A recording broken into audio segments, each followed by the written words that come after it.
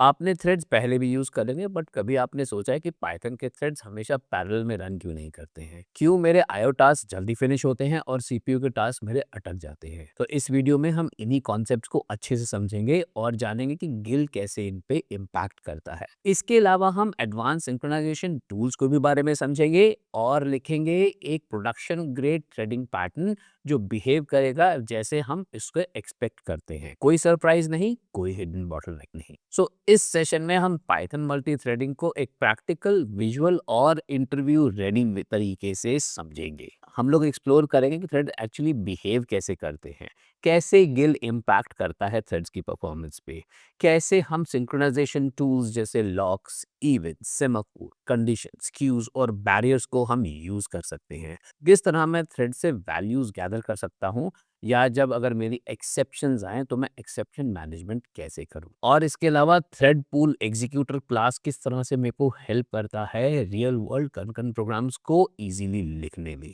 And by the end of the session हम multi threading के concepts को तो समझेंगे ही, और हम एक काफ़ी क्लीन, सेफ और पैरेलल पाइथन कोड लिखेंगे जो जैसे हम चाहते हैं वैसे ही परफॉर्म कर। So let's get started. और हम स्टार्ट करेंगे मल्टी थ्रेडिंग से। सो मल्टी थ्रेडिंग का मतलब है रनिंग मल्टीपल थ्रेड्स कंकरेंटली एक ही प्रोग्राम या प्रोसेस के अंदर। और ये जो थ्रेड्स हैं ये मेरे एक लाइट वेट प्रोसेस होते हैं जो इंडिपेंडेंटली रन करते हैं, बट जो मेरा मेन प्रोसेस है उसके अंदर ये सेम मेमोरी स्पेस को शेयर करते हैं। सो अगर मैं इसकी एनालॉजी दूं तो इमेजिन करिए एक रेस्टोरेंट का किचन। सो जो किचन है वो मेरा मेन प्रोसेस है, और जितने भी मेरे शेफ्स हैं उस किचन के अंदर जो अपने अपनी डिशेस बना रहे हैं वो थ्रेड्स हैं जो इंडिपेंडेंटली काम कर रहे हैं। और जितनी भी चीजें मेरी किचन में हैं जो रिप्रेजेंट करती हैं मेमोरी और रिसोर्सेज, ये सारे शेफ्स या थ्रेड्स उसको यूज कर रहे हैं। Now the next question is why use multi threading. और सबसे पहला है कंकरेंट एग्जीक्यूशन, जहां मैं मल्टीपल आईओ टास्क को साइमल्टेनियसली एग्जीक्यूट कर सकता हूं। और दूसरा है रिस्पॉन्सिवनेस, जो यूआई और जो सर्वर्स हैं उनको रिस्पॉन्सिव रखते हैं जब हम किसी डेटा की वेट कर रहे हैं। और तीसरा है बेटर रिसोर्स यूटिलाइजेशन,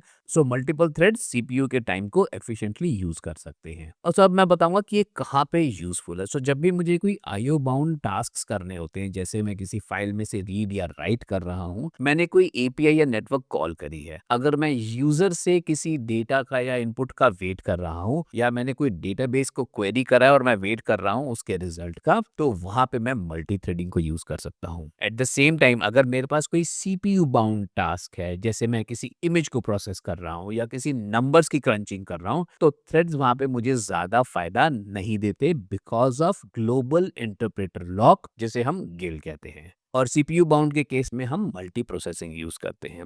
वैसे गिल के बारे में मैं आपको थोड़ी देर में बताऊंगा, अभी हम कंटिन्यू करेंगे मल्टी थ्रेडिंग के साथ। और अब मैं आपको बताऊंगा थ्रेडिंग मॉड्यूल की क्लासेस और उसके कुछ फंक्शंस जो हम यूज करते हैं थ्रेड्स को क्रिएट और मैनेज करने में। और सबसे पहले है थ्रेडिंग मॉड्यूल का थ्रेड क्लास, जो रिप्रेजेंट करता है एक इंडिपेंडेंट थ्रेड ऑफ एग्जीक्यूशन। और मैं इस क्लास के ऑब्जेक्ट को यूज करता हूँ किसी भी थ्रेड को क्रिएट, स्टार्ट और मैनेज करने में। और ये थ्रेड्स कंकरेंटली रन करते हैं मेरे मेन प्रोग्राम या प्रोसेस में। और जब मैं इस क्लास का ऑब्जेक्ट बनाता हूं तो ये पैरामीटर्स या आर्ग्यूमेंट्स मैं इसको पास कर सकता हूं। और सबसे पहला है ग्रुप, जो रिजर्व्ड है फ्यूचर यूज के लिए, तो इसकी वैल्यू हमेशा नन रखते हैं। और दूसरा है टारगेट, जो रेफर करता है कॉलेबल या फंक्शन को जिसे मुझे एग्जीक्यूट करना है इस थ्रेड में। सो जनरली अगर मुझे कोई भी टास्क थ्रेड में एग्जीक्यूट करना है तो मैं उसको एज अ फंक्शन लिखता हूँ और फिर मैं उसकी रेफरेंस इस पैरामीटर में पास कर देता हूँ। इसके बाद है नेम, अगर मुझे थ्रेड को कोई स्पेसिफिक नाम देना है तो मैं उसको यहाँ पे मेंशन कर सकता हूँ।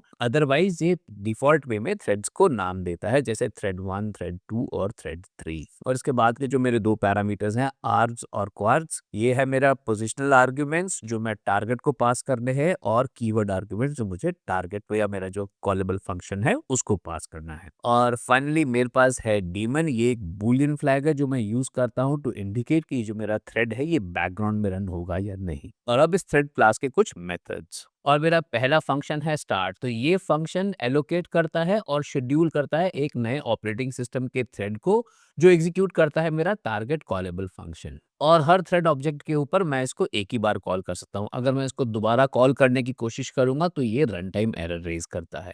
इसके बाद है रन फंक्शन, ये मेरे थ्रेड का एंट्री पॉइंट है। सो जो फंक्शन मैंने थ्रेड के ऑब्जेक्ट को बनाते हुए टारगेट के साथ रेफर किया था या एसोसिएट किया था, ये रन मेथड उस फंक्शन को एग्जीक्यूट करता है। और तीसरा है जॉइन मेथड। सो जो भी थ्रेड इस फंक्शन को कॉल कर रहा है तो वो थ्रेड वेट करेगा उस थ्रेड के लिए जिसके लिए जॉइन फंक्शन कॉल किया गया है फिनिश होने के लिए। इसमें मैं एक टाइम आउट भी मेंशन कर सकता हूँ। अगर इस ड्यूरेशन में वो थ्रेड एग्जीक्यूट नहीं हुआ तो ये वाला थ्रेड टर्मिनेट हो जाएगा या अपने एग्जीक्यूशन को रिज्यूम करेगा। सो इसके बाद है इज अलाइव, जो हम यूज करते हैं चेक करने के लिए कि थ्रेड एक्टिव है या नहीं। सेट नेम और गेट नेम हम यूज करते हैं थ्रेड के नाम को सेट और गेट करने के लिए। और आखिरी है मेरा डीमन प्रॉपर्टी। अगर इसकी वैल्यू ट्रू है तो मींस ये वाला थ्रेड तभी खत्म होगा जब मेन प्रोग्राम एंड होगा। अब बारी है इसके एक एग्जाम्पल की, और इस एग्जाम्पल में मैं थ्रेडिंग मॉड्यूल यूज कर रहा हूँ टू क्रिएट न्यू थ्रेड्स। और सबसे पहले मैंने एक वेरिएबल डिफाइन किया है काउंटर के नाम से, जो कि ग्लोबल वेरिएबल है। और फिर मैंने एक फंक्शन लिखा है वर्कर के नाम से, जिसमें दो पैरामीटर्स है। पहला है वर्कर का नाम और दूसरा है डिफॉल्ट पैरामीटर विद वैल्यू 1000। और इस फंक्शन के अंदर मेरे पास एक फॉर लूप है जो इस काउंटर की वैल्यू को एक एक करके इंक्रीज कर रही है। और इसमें मैंने टाइम डॉट स्लीप मेथड भी यूज किया है। ये मेथड इस थ्रेड को पॉज करेगा for a very small time, so that जब मैं मल्टीपल थ्रेड्स बनाऊंगा तो उन सब थ्रेड्स को बराबर का मौका मिलेगा इस काउंटर को अपडेट करने का। फिर इसके बाद मैंने थ्रेड्स नाम का एक एरे बनाया है जिसके अंदर मैं थ्रेड क्लास के 3 ऑब्जेक्ट्स बना रहा हूँ। और तीनों ऑब्जेक्ट्स में जो मेरा टारगेट है वो मेरा वर्कर फंक्शन है, और इसके जो आर्ग्यूमेंट्स है वो है मेरे थ्रेड के नाम। नाउ डू रिमेंबर, ये जो आर्ग्स है ये टपल एक्सेप्ट करता है, और ये जो मेरे थ्रेड्स के नाम है ये मैंने इन the form of a tuple भेजे हैं। अब क्योंकि इस टपल में सिर्फ एक ही एलिमेंट है तो मैंने टपल के नाम के बाद कॉमा भी ऐड किया है। और फिर है इसके बाद मेरी फॉर लूप जिसमें मैं थ्रेड को स्टार्ट कर रहा हूँ। और जैसे थोड़ी देर पहले मैंने बताया था, ये जो मेरा स्टार्ट मेथड है यहाँ पे मैं एक नए ऑपरेटिंग सिस्टम थ्रेड को एलोकेट और शेड्यूल कर रहा हूँ, जो इंटरनली थ्रेड के रन मेथड को कॉल करेगा। और उस रन मेथड को जो मैंने यहाँ पे टारगेट में वर्कर मेथड दिया है वो पास करेगा एग्जीक्यूशन के लिए। और फिर इसके बाद मैंने एक और फॉर लूप मेंशन करी है जहाँ पे मैंने टी डॉट ज्वाइन लिखा है। नाउ टी डॉट ज्वाइन का पर्पस है कि ये जो मेरी स्क्रिप्ट है, जो मेरा मेन प्रोसेस या मेन थ्रेड है, ये अब वेट करेगा जब तक कि ये तीनों थ्रेड्स का एग्जीक्यूशन कंप्लीट नहीं होता। और फाइनली ये काउंटर की वैल्यू को प्रिंट कर रहा है। Now if you are new to the concept of multi threading तो आपके दिमाग में आंसर आ रहा होगा 3000। और अगर आपके पास मल्टी थ्रेडिंग का प्रायर एक्सपीरियंस है तो 3000 is not an answer in your mind. अब मैं इसको रन करता हूँ, देखते हैं इसका आउटपुट क्या आता है। नाउ इसका जो फाइनल आउटपुट है वो है 3000। Now before I explain this further कि ये 3000 ही क्यों आया है, मैं एक और बात बताऊंगा। ये जो स्क्रिप्ट है ये मैंने पाइथन 3.13 में एग्जीक्यूट करी है, और ये जो मेरा वर्चुअल एनवायरनमेंट है इसमें जो ग्लोबल इंटरप्रेटर लॉक है वो एनेबल्ड है, विच मीन्स ऑल्दो मैंने यहाँ पे 3 थ्रेड्स बनाए हैं बट इवेंचुअली पाइथन ने एक टाइम पे एक ही थ्रेड को एग्जीक्यूट किया है, and hence the answer is 3000। अब मैं इसी कोड को दोबारा से रन करूंगा, बट इस टाइम पे मैं इसको रन करूंगा पाइथन के 3.14 रिलीज के साथ, और जो वर्चुअल एनवायरनमेंट मैंने वहां पे बनाया है वो फ्री थ्रेडेड है, मींस वहां पे गिल एनेबल्ड नहीं है। और ये है मेरा पाइथन 3.14 का एनवायरनमेंट। अब जब मैंने इसको एग्जीक्यूट किया तो यहाँ पे इसने मुझे आउटपुट दिया 2701 का। ना क्योंकि यहाँ पे गिल एनेबल्ड नहीं है तो ये थ्रेड्स ने एक्चुअली में जो काउंटर की वैल्यू है उसको करप्ट कर दिया है। ये तीनों थ्रेड्स आपस में रेस कर रहे थे अपडेट करने के लिए काउंटर को, और जब मेरा गिल एनेबल्ड था तो पाइथन ने इंश्योर किया कि ये जो मेरा काउंटर है ये एक टाइम पे एक ही थ्रेड इसको अपडेट कर पाए। बट जब वो एनेबल्ड नहीं था तो इस केस में कई बार ऐसे पॉसिबल हुआ है कि मल्टीपल थ्रेड्स ने एक ही वैल्यू को अपडेट किया है। फॉर एग्जांपल T1 ने भी वैल्यू को 10 से 11 किया है और T2 ने भी वैल्यू को 10 से 11 किया है। सो ये है difference when Gill is enabled and Gill is disabled. ना अगर मुझे प्रोग्रामेटिकली पता करना है कि मेरे वर्चुअल एनवायरनमेंट में गिल enabled है या नहीं, तो उसके लिए sys मॉड्यूल में एक फंक्शन है इज गिल enabled। तो अगर वो फंक्शन ट्रू रिटर्न कर रहा है दैट मीन्स गिल enabled है, अदरवाइज गिल enabled नहीं है। अब मैं ये फंक्शन इन दोनों एनवायरनमेंट्स में एक साथ रन करके आपको दिखाता हूँ। ना अब आपको स्क्रीन पे मेरे पाइचार्म के दो इंस्टेंसेस दिख रहे हैं। जो लेफ्ट वाला है उसका जो वर्चुअल एनवायरनमेंट है उसमें गिल enabled है, और जो राइट हैंड साइड वाला है वो 3.14 का है और उसमें गिल enabled नहीं है। और दोनों एनवायरनमेंट्स में जो मेरी हाईलाइटेड स्टेटमेंट है इज गिल enabled, ये मुझे ट्रू या फॉल्स रिटर्न कर रहा है। तो लेफ्ट साइड पे इसने मुझे ट्रू रिटर्न किया है और राइट साइड पे इसने मुझे फॉल्स रिटर्न किया है। Now if you notice on the right side जहाँ पे गिल enabled नहीं है, इस बार जब मैंने दोबारा से इसको एग्जीक्यूट किया तो यहाँ पे आंसर आया 2443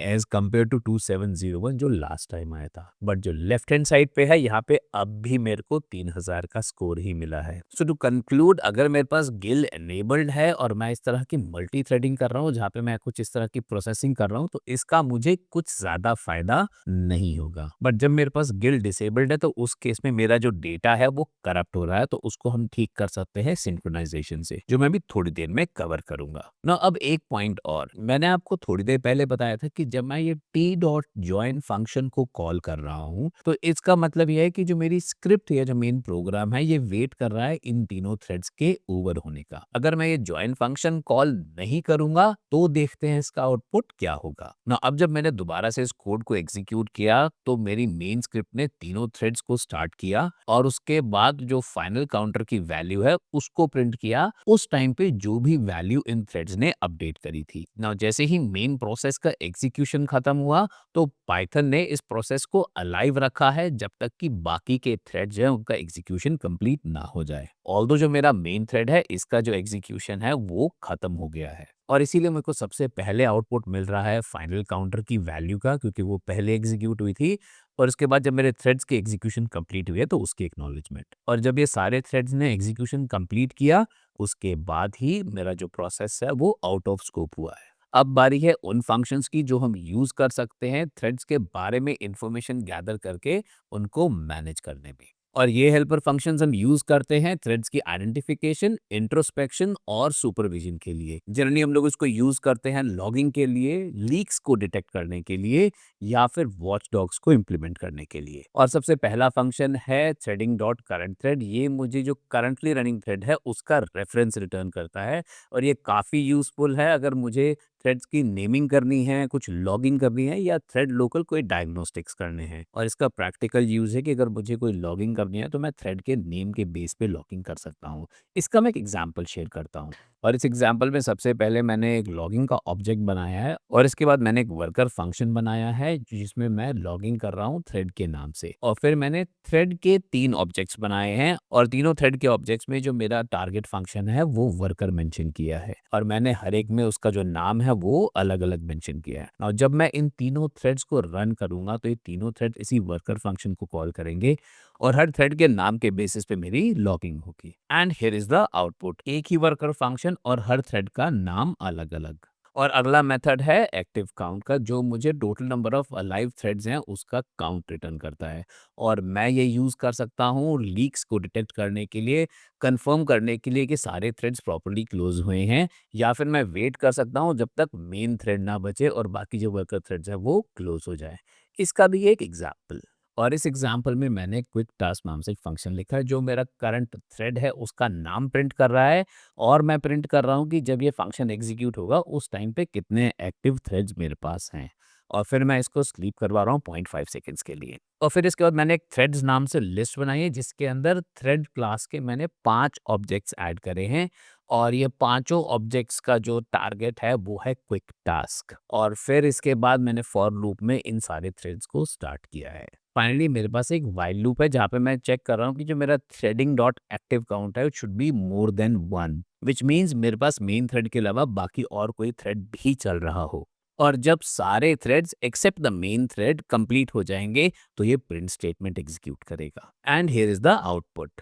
जैसे जैसे मेरे थ्रेड्स स्टार्ट हुए इसने मुझे थ्रेड्स का काउंट भी देना शुरू किया है। एंड इफ यू नोटिस तो ये 2 से स्टार्ट हुआ है क्योंकि जो नंबर 1 थ्रेड है वो मेरा मेन थ्रेड है जो इस सारे कोड को एग्जीक्यूट कर रहा है। बाय द वे जो मेरा मेन थ्रेड है उसका जो नाम होता है वो मेन थ्रेड ही होता है। और एक बात और, ये जो मेरा threading dot current thread function है ये मुझे थ्रेड क्लास का ऑब्जेक्ट रिटर्न करता है। ये मैं पहले बताना भूल गया था। और अगला फंक्शन है इन्यूमरेट और ये मुझे रिटर्न करता है list of all alive thread objects. Generally मैं इसको यूज करता हूँ वॉचडॉग बिल्ड करने के लिए, जो लिस्ट करेगा थ्रेड्स जो अटक गए हैं उनके नाम और उनके डीमन फ्लैग्स। ये रहा इसका एक छोटा सा एग्जाम्पल। और इस एग्जाम्पल में मैंने एक हार्ट बीट के नाम से फंक्शन लिखा है जिसमें मैंने एक फॉर लूप है जो 2 बार चल रही है और उसमें मैं चेक कर रहा हूँ कि जितने भी मेरे अलाइव थ्रेड्स हैं उसकी इंफॉर्मेशन इन्यूमरेट कर रहा हूँ और फिर मैं प्रिंट कर रहा हूँ उस थ्रेड का नाम और उसके डीमन फ्लैग का status. And then I am sleeping for half a second. और फिर इसके बाद मैंने एक थ्रेड्स नाम की लिस्ट बनाई है जिसमें मैंने 3 ऑब्जेक्ट्स बनाए हैं थ्रेड क्लास के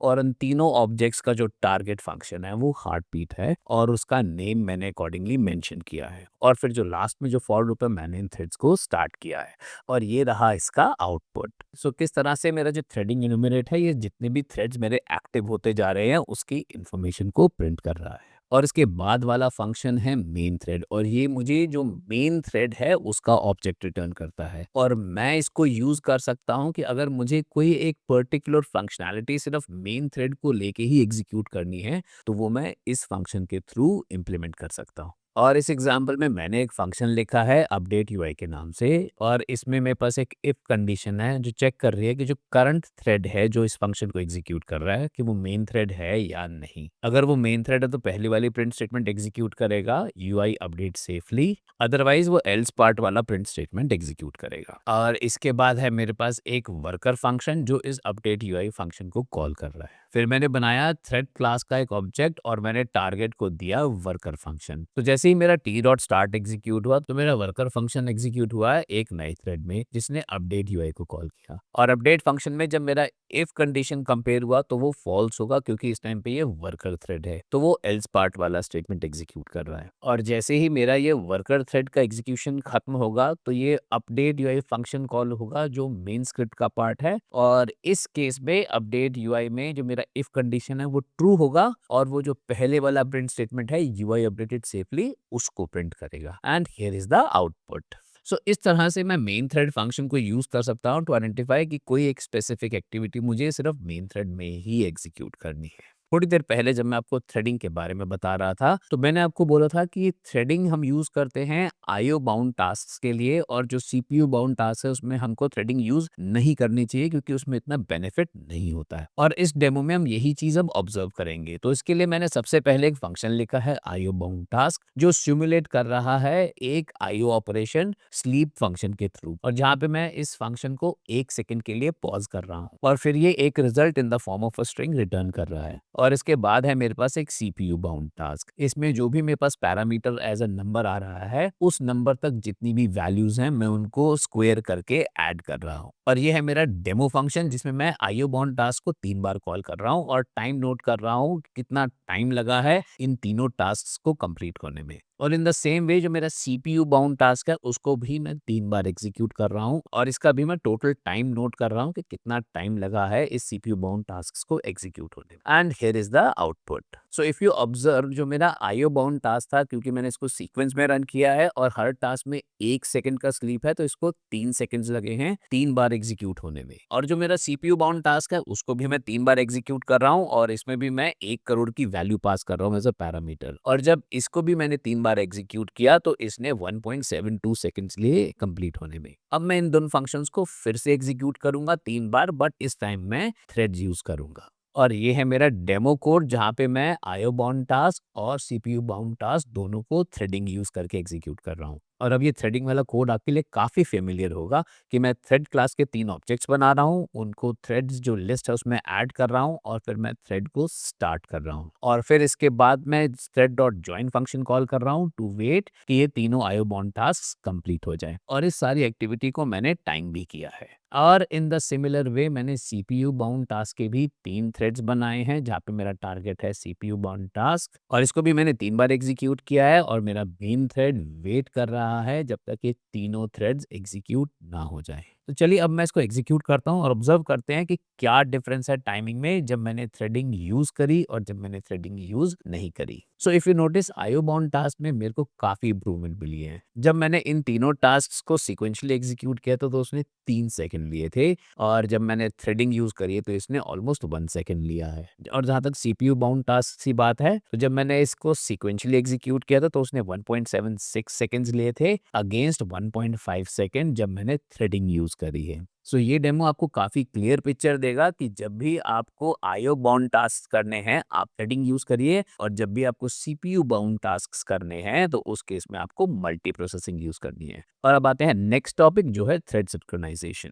नाउ इफ यू रिकॉल, थोड़ी देर पहले मैंने एक इंक्रीमेंट का फंक्शन लिखा था जहां पे मैं एक शेयर्ड रिसोर्स या वेरिएबल है उसको 1000 बार इंक्रीमेंट कर रहा था, और जब मैंने 3 थ्रेड्स यूज करे थे तो उस केस में जो उसका आउटपुट था वो पहली बार में 2700 समथिंग था और दूसरी बार में 2400 समथिंग था। और ये इसलिए हुआ था क्योंकि ये तीनों थ्रेड्स इंटरफेयर कर रहे थे एक दूसरे के ऑपरेशंस के साथ, और ये तीनों थ्रेड्स रेस कर रहे थे एक दूसरे के साथ टू एक्सेस द वेरिएबल, और जब इसकी वैल्यूज को अपडेट किया तो उसने गलत तरीके से अपडेट किया जिसकी वजह से मेरे पास इनकंसिस्टेंट डेटा था। और फाइनली जो मेरा रिजल्ट था वो भी अनएक्सपेक्टेड था, क्योंकि पहली बार में उसने मेरे को 2700 समथिंग का आउटपुट दिया था और दूसरी बार से 2400 समथिंग का आउटपुट दिया था। नाउ ये इसलिए भी हुआ था क्योंकि ये तीनों थ्रेड्स में कोई भी सिंक्रोनाइजेशन नहीं था। सो थ्रेड सिंक्रोनाइजेशन एक मैकेनिज्म है जो इंश्योर करता है कि एक टाइम पे एक थ्रेड ही शेयर्ड रिसोर्स को एक्सेस करेगा, या फिर मल्टीपल थ्रेड्स एक पर्टिकुलर शेयर्ड रिसोर्स को कंट्रोल्ड मैनर में एक्सेस करेंगे। और थ्रेड सिंक्रोनाइजेशन हमको हेल्प करती है डेटा इंटीग्रिटी और प्रोग्राम की करेक्टनेस को मेंटेन करने के लिए। और थ्रेड सिंक्रोनाइजेशन के लिए पाइथन का थ्रेडिंग मॉड्यूल हमको कई सारे ऑप्शंस प्रोवाइड करता है, जैसे lock, R lock, semaphore, event और कंडीशंस। तो चलिए अब इन कॉन्सेप्ट्स को और डिटेल में समझते हैं एग्जांपल्स के साथ। और अब जो भी कोड मैं एग्जीक्यूट करूंगा वो करूंगा पाइथन के 3.14 वर्जन में, जिसमें गिल डिसेबल्ड है। सो तभी हमें पता चलेगा कि थ्रेड्स जब वो सिंक्रोनाइज्ड होते हैं और जब वो सिंक्रोनाइज्ड नहीं होते तो कैसे बिहेव करते हैं। और मैं स्टार्ट करता हूँ उसी इंक्रीमेंट वाले एग्जाम्पल से, और ये सेम एग्जाम्पल है जो थोड़ी देर पहले मैंने आपके साथ शेयर किया था। मेरे पास एक काउंटर वेरिएबल है जिसको मैं इंक्रीमेंट कर रहा हूँ 1000 बार, और मैंने 3 थ्रेड्स बनाए हैं T1, T2 और T3 के नाम से। Now by looking at the code, मेरा जो assumption है इस कोड के एग्जीक्यूशन के बाद काउंटर की वैल्यू 3000 होगी। तो चलिए अब इसको एग्जीक्यूट करते हैं और ऑब्जर्व करते हैं इसका output. Now if you see, इसने जो आउटपुट दिया है वो 2735 का दिया है, जबकि मेरी जो एक्सपेक्टेशन थी वो 3000 की है। एंड द रीजन इज ये तीनों थ्रेड्स सिंक्रोनाइज्ड नहीं हैं। ये आपस में एक दूसरे के साथ रेस कर रहे हैं इस काउंटर को अपडेट करने के लिए। अब क्योंकि इनमें कोई सिंक्रोनाइजेशन नहीं है तो ये जब भी मैं इस कोड को रन करूंगा ये हर बार मुझे एक डिफरेंट रिजल्ट देगा, और जो इसका आउटपुट है वो अनप्रडिक्टेबल है। सो अब मैं इस कोड को सिंक्रोनाइज करूंगा लॉक्स यूज करके, और ये रहा इसका अपडेटेड कोड। और इस अपडेटेड एग्जाम्पल में सबसे पहले मैंने एक लॉक क्लास का ऑब्जेक्ट बनाया है लॉक के नाम से, और उसके बाद जो मेरा वर्कर फंक्शन है, इसकी जो फॉर लूप है, इसमें मैं इस लॉक ऑब्जेक्ट को यूज कर रहा हूं टू एक्वायर अ लॉक, और ये मैंने विद स्टेटमेंट के साथ यूज किया है। सो विद स्टेटमेंट इंश्योर करता है कि जैसी ही ये स्टेटमेंट एग्जीक्यूट होगी ये ऑटोमेटिकली लॉक को एक्वायर करेगा। और जब मेरा क्रिटिकल सेक्शन एग्जीक्यूट होगा, नाउ इस केस में जो मेरा क्रिटिकल सेक्शन है वो एक ही लाइन है जहां पे मैं काउंटर को इंक्रीमेंट कर रहा हूं, जैसे ही ये लाइन मेरी एग्जीक्यूट कंप्लीटली होगी तो लॉक ऑटोमेटिकली रिलीज भी हो जाएगा। नाउ विद दिस चेंज मैं जितनी बार भी इस कोड को एग्जीक्यूट करूंगा ये मुझे हमेशा 3000 का रिजल्ट ही देगा, क्योंकि यहाँ पे मैंने तीनों थ्रेड्स को सिंक्रोनाइज किया है। नाउ जब थ्रेड T1 लॉक को एक्वायर करेगा और काउंटर को इंक्रीमेंट कर रहा होगा, और उस टाइम पे अगर थ्रेड T2 या T3 उसको एक्सेस करने की कोशिश करेंगे तो ये दोनों थ्रेड्स वेट करेंगे जब तक कि ये लॉक रिलीज नहीं होता। और जैसे ही ये लॉक रिलीज होगा तो थ्रेड T2 या T3 दोनों में से किसी एक को इसका एक्सेस मिलेगा और फिर वो थ्रेड इसको लॉक करके काउंटर को इंक्रीमेंट करेगा। एंड दिस इंश्योर्स कि कोई रेस कंडीशन नहीं है, आउटपुट भी प्रिडिक्टेबल है और करेक्ट भी है। And here is the output. अब आप इसको कितनी बार भी एग्जीक्यूट करो, इसका जो आउटपुट है वो हमेशा 3000 ही होगा। सो ये है कॉन्सेप्ट लॉक का। अब इस वर्कर फंक्शन में मैंने जो विद स्टेटमेंट यूज करी थी उसको मैंने कमेंट कर दिया, उसकी जगह मैंने फंक्शन यूज करे हैं लॉक डॉट एक्वायर और लॉक डॉट रिलीज। सो जब मैं विद स्टेटमेंट यूज करूंगा तो with statement automatically lock acquire करेगा और जैसे ही वो काउंटर को इंक्रीमेंट करेगा उसके बाद ये ऑटोमेटिकली लॉक डॉट रिलीज को भी इंटरनली कॉल कर देगा। और अगर मैं विद क्लॉज यूज नहीं कर रहा हूं तो उस केस में मेरे को ये लॉक डॉट एक्वायर और लॉक डॉट रिलीज मेथड को मैनुअली यूज करना पड़ेगा। और अब आते हैं नेक्स्ट टॉपिक पे जो है आर लॉक और री एंट्रेंट लॉक। ये जो री एंट्रेंट लॉक है ये अलाउ करता है एक ही थ्रेड को सेम लॉक को बार बार एक्वायर करने में। बट हमें एक चीज का ध्यान रखना पड़ेगा कि जब हम एक लॉक को एक से ज्यादा बार एक्वायर कर रहे हैं तो उतनी ही बार हमें उसको रिलीज भी करना पड़ेगा, अदरवाइज वो भी डेडलॉक की सिचुएशन क्रिएट करता है। जनरली हम ये फंक्शन तब यूज करते हैं जब मुझे कोई फंक्शन रिकर्सिवली कॉल करना है और उस रिकर्सिव फंक्शन में मैंने लॉक यूज किया है, या फिर मेरे पास दो फंक्शंस हैं और जिसमें एक फंक्शन दूसरे फंक्शन को कॉल कर रहा है और दोनों फंक्शंस सेम लॉक को एक्वायर कर रहे हैं। इसका भी मैं आपको एक एग्जांपल शेयर करता हूँ। और इस एग्जांपल में मेरे पास ट्रीज नाम की एक नेस्टेड डिक्शनरी है और हर नोड पे मेरे पास नेम और चिल्ड्रन लिस्ट है और कुछ लीव्स में जो चिल्ड्रन लिस्ट है वो एम्प्टी है। और इसके बाद मैंने एक आर लॉक का ऑब्जेक्ट डिफाइन किया है जो मैं यूज कर रहा हूँ एनोटेट साइजेस फंक्शन में, जिसको मैं रिकर्सिवली कॉल कर रहा हूँ। और जो मेरा एनोटेट साइजेस फंक्शन है ये इस ट्री को रिकर्सिवली चेक कर रहा है और काउंट कर रहा है कितने नोड्स हैं हर नोड के अंदर, और हर नोड के लेवल पे ये इंफॉर्मेशन स्टोर कर रहा है बाय एडिंग अ न्यू की वैल्यू पेयर नोड साइज। और फाइनली ये जो टोटल काउंट है ये कॉलर को रिटर्न कर रहा है। सो आर लॉक इंश्योर कर रहा है कि जब एक थ्रेड इस ट्री को एक्सेस कर रहा है तो वो उसको सेफली अपडेट कर सके। और दूसरा पॉइंट ये मेरे को अलाउ कर रहा है इसी लॉक को बार बार कॉल करने में। नाउ क्योंकि मैं इसको विद स्टेटमेंट के साथ यूज कर रहा हूं तो मुझे इस लॉक को एक्सप्लिसिटली एक्वायर और रिलीज नहीं करना पड़ेगा। और इसके बाद मैं कर रहा हूँ थ्रेड ऑब्जेक्ट जिसमें मेरा टारगेट है वो एनोटेट साइजेस है। और जब मैंने इस फंक्शन को एग्जीक्यूट किया तो ये मुझे अपडेटेड ट्री रिटर्न कर रहा है जिसमें साइज एक नया की ऐड किया है जो रिप्रेजेंट कर रहा है हर लेवल की डेप्थ को।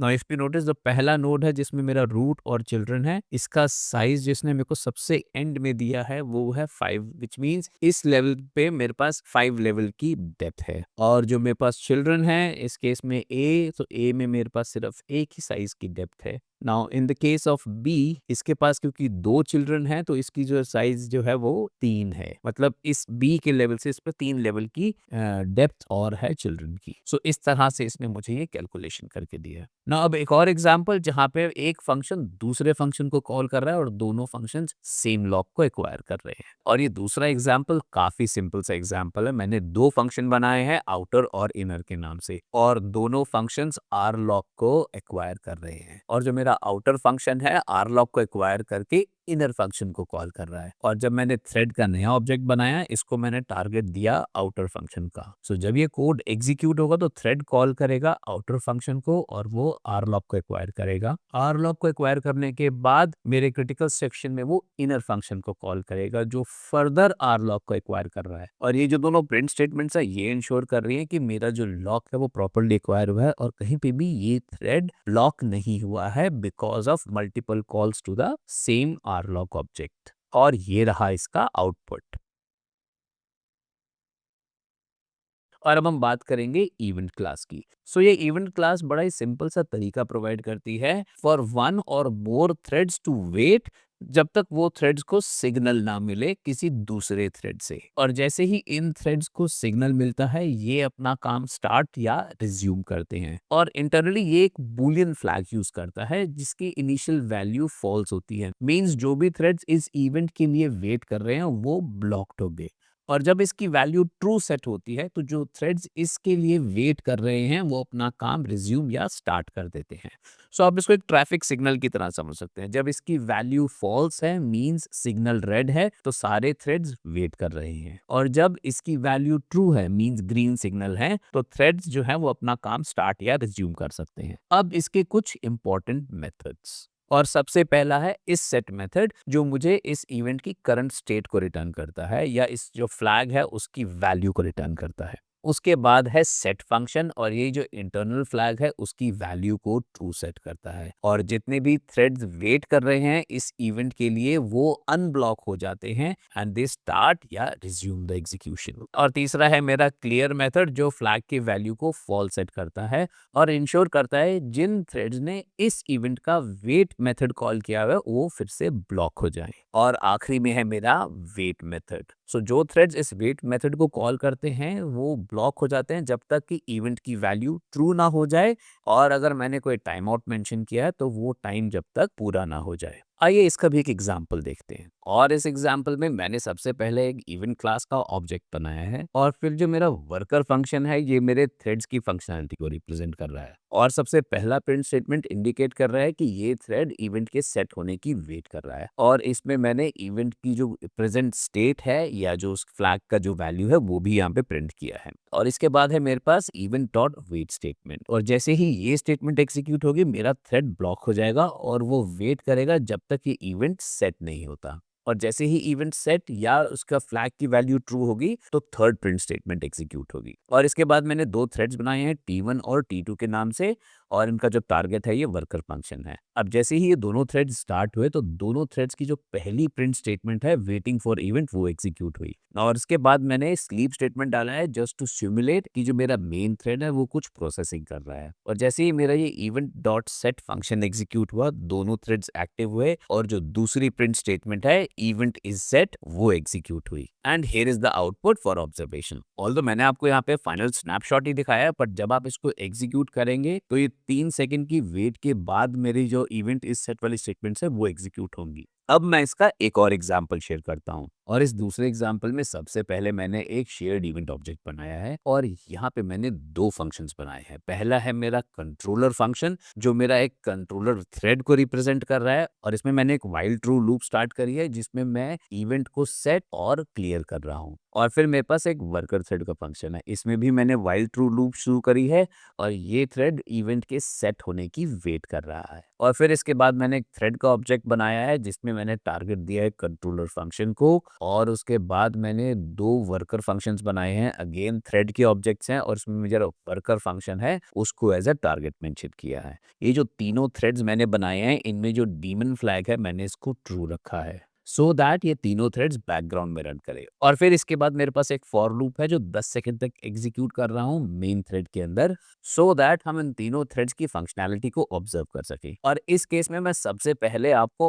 आउटपुट शेयर करूंगा और फिर उस आउटपुट को एक्सप्लेन करूंगा कि किस तरह से इस प्रोग्राम ने काम किया। अब जैसे ही मेरा कंट्रोलर थ्रेड शुरू हुआ उसने सबसे पहली स्टेटमेंट एग्जीक्यूट करी, controller signal on and event set. और उसके बाद जैसे ही मेरे वर्कर थ्रेड शुरू हुए तो इन दोनों थ्रेड्स ने स्टेटमेंट डाली waiting for signal. Now since इस टाइम पे इवेंट जो है वो ट्रू है तो उसकी जो नेक्स्ट स्टेटमेंट है वर्कर फंक्शन की रिसीव्ड सिग्नल वर्किंग वो भी एग्जीक्यूट हुई। तो आपको वर्कर 0 और वर्कर 1 दोनों की स्टेटमेंट्स यहाँ पे दिखेंगी। और फिर इसके बाद मेरे दोनों वर्कर थ्रेड्स पॉज होते हैं 1 सेकंड के लिए, and in the mean time जो मेरा कंट्रोलर थ्रेड है वो भी पॉज हुआ था 1 सेकंड के लिए, और वो जब वापस से एक्टिवेट हुआ तो उसने इवेंट को क्लियर कर दिया, एंड देन मेरा कंट्रोलर फंक्शन फिर से 3 सेकंड के लिए पॉज हुआ। और जैसे ही ये दोनों थ्रेड्स एक्टिवेट हुए तो इन दोनों ने स्टेटमेंट प्रिंट करी done with the work cycle, और फिर इसके बाद वेटिंग फॉर सिग्नल वाली स्टेटमेंट एग्जीक्यूट करी ना, क्योंकि इस टाइम पे कंट्रोलर ने इवेंट को फॉल्स किया हुआ है तो ये दोनों थ्रेड्स भी ब्लॉक हो गए हैं और वेट कर रहे हैं कि कंट्रोलर जब एक्टिव होगा तो वो इवेंट को दोबारा से सेट करेगा।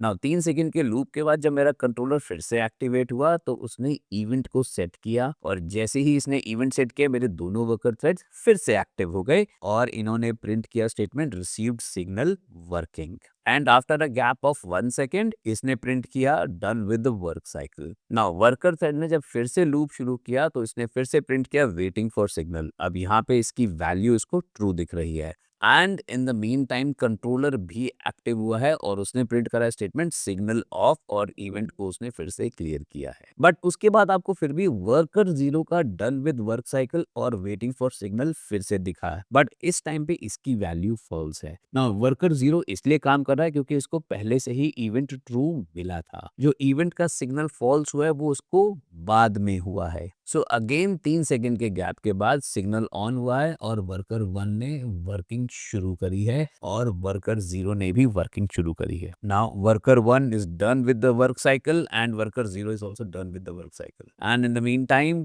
कंट्रोलर ने फिर से सिग्नल को ऑफ किया है। And again you will see जो वर्कर 0 है वो वेटिंग फॉर सिग्नल है, बट इसकी वैल्यू जो है अभी भी उसको ट्रू दिख रही है, एंड वर्कर 1 को इसकी वैल्यू इस टाइम पे फॉल्स दिख रही है। इस प्रोग्राम का एग्जीक्यूशन इसलिए खत्म हो गया क्योंकि 10 सेकंड में जितना भी कोऑर्डिनेशन या कम्युनिकेशन था ये यहाँ पे मैंने रिप्रेजेंट किया है। सो मेरा सजेशन ये रहेगा आपको कि आप इस प्रोग्राम को बार बार एग्जीक्यूट करके देखें और समझें कि किस तरह से आपस में तीनों थ्रेड्स कोऑर्डिनेट कर रहे हैं या कम्युनिकेट कर रहे हैं। और अब हम आते हैं नेक्स्ट टॉपिक पर। तो सेमाफोर भी एक पावरफुल कंकरेंसी कंट्रोल मैकेनिज्म है जो मुझे हेल्प करता है कि किसी एक पर्टिकुलर रिसोर्स को एक टाइम पे कितने सारे थ्रेड्स एक्सेस कर सकते हैं। और ये सेमाफोर इंटरनली एक काउंटर मेंटेन करता है, और ये जो काउंटर है ये रिप्रेजेंट करता है कि कितने थ्रेड्स एक टाइम पे एक रिसोर्स को एक्सेस कर सकते हैं। और इसके दो मेन फंक्शंस हैं, एक्वायर और रिलीज। सो जब कोई थ्रेड एक्वायर मेथड कॉल करता है तो ये काउंटर 1 से कम हो जाता है, और अगर काउंटर की वैल्यू 0 से ज्यादा है तो वो थ्रेड को कंटिन्यू करने देता है, और अगर काउंटर की वैल्यू 0 है तो वो इस थ्रेड को ब्लॉक कर देता है जब तक कोई दूसरा थ्रेड इस सेमाफोर को रिलीज ना करे। और किसी भी थ्रेड को जब सेमाफोर रिलीज करना होता है तो वो रिलीज मेथड कॉल करता है, और ये काउंटर को 1 से इंक्रीज कर देता है। और अगर मैं इसको पार्किंग लॉट की एनालॉजी से समझाऊं तो मान लीजिए मेरे पास एक पार्किंग लॉट में 3 पार्किंग स्पॉट्स हैं। सो उसमें एट मोस्ट 3 गाड़ियां ही खड़ी हो सकती हैं। जब सारे स्पॉट्स फुल होंगे तो कोई और जो दूसरी कार है उसको वेट करना पड़ेगा जब तक कि कोई स्पॉट फ्री नहीं होता, और जैसे ही कोई एक कार निकलती है तो दूसरी कार आ सकती है। अब मैं आपको इसका एक सिंपल सा एग्जांपल शेयर करता हूँ, और इस एग्जांपल में मैं एक सेमाफोर क्लास का ऑब्जेक्ट बनाया है और उसमें मैंने 2 एज अ पैरामीटर पास किया है, which means at any given point of time 2 threads ही इसको एक्सेस कर पाएंगे।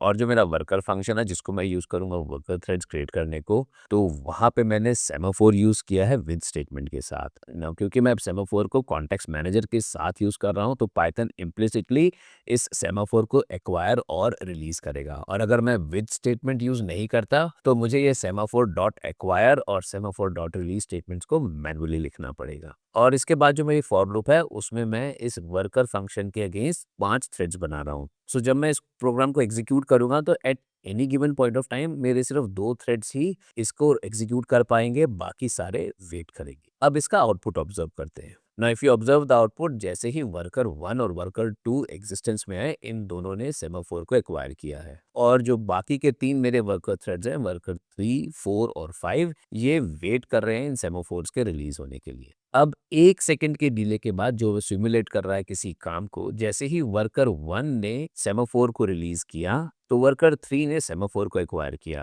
And in the mean time जब वर्कर 2 ने सेमाफोर को रिलीज किया तो वर्कर 4 ने सेमाफोर को एक्वायर किया, और जब worker 3 is done with the work तो उसके बाद वर्कर 5 ने सेमाफोर को एक्वायर किया, and finally all the 3 worker threads are done with the work. तो इस तरह से मैं सेमाफोर को यूज कर सकता हूं टू कंट्रोल कितने थ्रेड्स एक पर्टिकुलर रिसोर्स को एक्सेस करेंगे। अब मैं आपके साथ इसका एक एग्जांपल और शेयर करूंगा, और उसमें मैं सेमाफोर को यूज कर रहा हूं सिंक्रोनाइजेशन के लिए। और इस एग्जांपल में मैं आपके साथ एक प्रोड्यूसर कंज्यूमर पैटर्न की इंप्लीमेंटेशन शेयर कर रहा हूं। सो इसमें मेरे पास कुछ थ्रेड्स हैं जो इस बफर को अपडेट कर रहे हैं, और कुछ थ्रेड्स हैं मेरे पास जो इस बफर में से वैल्यू को निकाल रहे हैं, और eight any given point of time ये बफर का जो साइज है वो लिमिटेड है। और इसके लिए टू इंश्योर कि जितने भी थ्रेड्स इस बफर में डेटा डाल रहे हैं उनको मैं कंट्रोल कर रहा हूँ सेमाफोर से। और उसके लिए जो मैंने सेमाफोर बनाया वो बनाया है एम्प्टी स्लॉट्स के नाम से, जिसमें मैंने पैरामीटर की वैल्यू 3 पास करी है, which means eight any given point of time मेरे 3 थ्रेड्स इस सेमाफोर को एक्वायर कर सकते हैं। नाउ जस्ट टू इंश्योर कि इस बफर को eight any given point of time एक ही थ्रेड अपडेट कर रहा है, तो मैंने इसके लिए एक थ्रेडिंग लॉक का ऑब्जेक्ट बनाया है म्यूटेक्स के नाम से। और जो मेरा दूसरा सेमाफोर है फुल स्लॉट्स, इसमें जो मैंने सेमाफोर ऑब्जेक्ट बनाया है इसको मैंने 0 पैरामीटर पास किया है, विच मीन्स जैसे ही कोई थ्रेड इस फुल स्लॉट सेमाफोर को एक्वायर करने की कोशिश करेगा वो इमीडिएटली ब्लॉक हो जाएगा। इन अदर वर्ड्स मेरा ये जो फुल स्लॉट सेमाफोर है ये बाय डिफॉल्ट ब्लॉकिंग स्टेट में ही है, और जो मेरा एम्प्टी स्लॉट सेमाफोर है ये ब्लॉकिंग स्टेट में नहीं है। नाउ ये मैंने इसलिए किया है टू इंश्योर कि जो मेरे कंज्यूमर थ्रेड्स हैं वो फुल स्लॉट्स को यूज कर रहे हैं और जो मेरे प्रोड्यूसर्स थ्रेड्स हैं वो एम्प्टी स्लॉट्स को यूज कर रहे हैं, और मेरे कंज्यूमर थ्रेड तभी एक्टिव हों जब किसी प्रोड्यूसर थ्रेड ने बफर में डेटा डाल दिया है। सो इस तरह से मैं इस फुल स्लॉट सेमाफोर को यूज कर रहा हूँ to control the order of execution. ना अब आते हैं प्रोड्यूसर फंक्शन पे। सो इस फंक्शन में मैंने सबसे पहले एक रैंडम नंबर जनरेट किया है 1 से 100 के बीच में, जो मेरा डेटा है बफर में ऐड करने के लिए, और मेरा प्रोड्यूसर थ्रेड एम्प्टी स्लॉट्स को एक्वायर कर रहा है। नाउ क्योंकि यहाँ पे इनिशियल वैल्यू 3 है तो बाय डिफॉल्ट ये एक्वायर हो जाएगा, एंड देन मैं म्यूटेक्स यूज कर रहा हूँ इस बफर को वैल्यू से अपडेट करने के लिए। Now once the value is updated, उसके बाद जो मेरा दूसरा सेमाफोर है फुल स्लॉट्स जिसको कंज्यूमर्स यूज कर रहे हैं उसको मैंने रिलीज किया है। नाउ रिलीज मींस मैंने जो उसका काउंट है वो 1 कर दिया है। Now if you remember semaphore internally count maintain करता है, सो जब तक वो काउंट 0 से ऊपर है थ्रेड्स उसको एक्वायर कर सकते हैं। अगर उसका काउंट 0 है तो वो ब्लॉकिंग स्टेट में आता है, जो भी थ्रेड उसको यूज करेगा वो इमीडिएटली ब्लॉक हो जाएगा। सो यहाँ पे जैसे ही मैंने पहली वैल्यू ऐड करी, मैंने फुल स्लॉट्स जो सेमाफोर जिसकी डिफॉल्ट वैल्यू 0 है उसको रिलीज किया, मतलब उसका जो इंटरनल काउंट है वो मैंने 1 किया है, और फिर उसके बाद मैंने इस थ्रेड को पॉज किया है। अब आते हैं कंज्यूमर फंक्शन पे। नाउ मेरा जो कंज्यूमर फंक्शन है इसमें सबसे पहले मैं फुल स्लॉट्स को एक्वायर करने की कोशिश कर रहा हूँ। Now, ये फुल स्लॉट सेमाफोर जो है बाय डिफॉल्ट इसकी वैल्यू 0 है, सो जो भी थ्रेड इस स्टेटमेंट को एग्जीक्यूट करेगा वो वेट करेगा या ब्लॉक हो जाएगा जब तक कि इस सेमाफोर की जो वैल्यू इंटरनल वैल्यू है वो 1 ना हो जाए। और जैसे ही इसकी वैल्यू 1 होती है thread will resume the execution, और फिर वो बफर में से एक वैल्यू को पॉप करेगा, और फिर इसके बाद जो मेरा एम्प्टी स्लॉट्स वाला सेमाफोर है वो उसको रिलीज करेगा, मींस उसका काउंट 1 बढ़ाएगा, which will tell the producer threads कि बफर में से एक आइटम निकल गया है और एक आइटम की जगह आ गई है, और फिर ये कंज्यूमर थ्रेड भी थोड़ी देर के लिए पॉज होगा।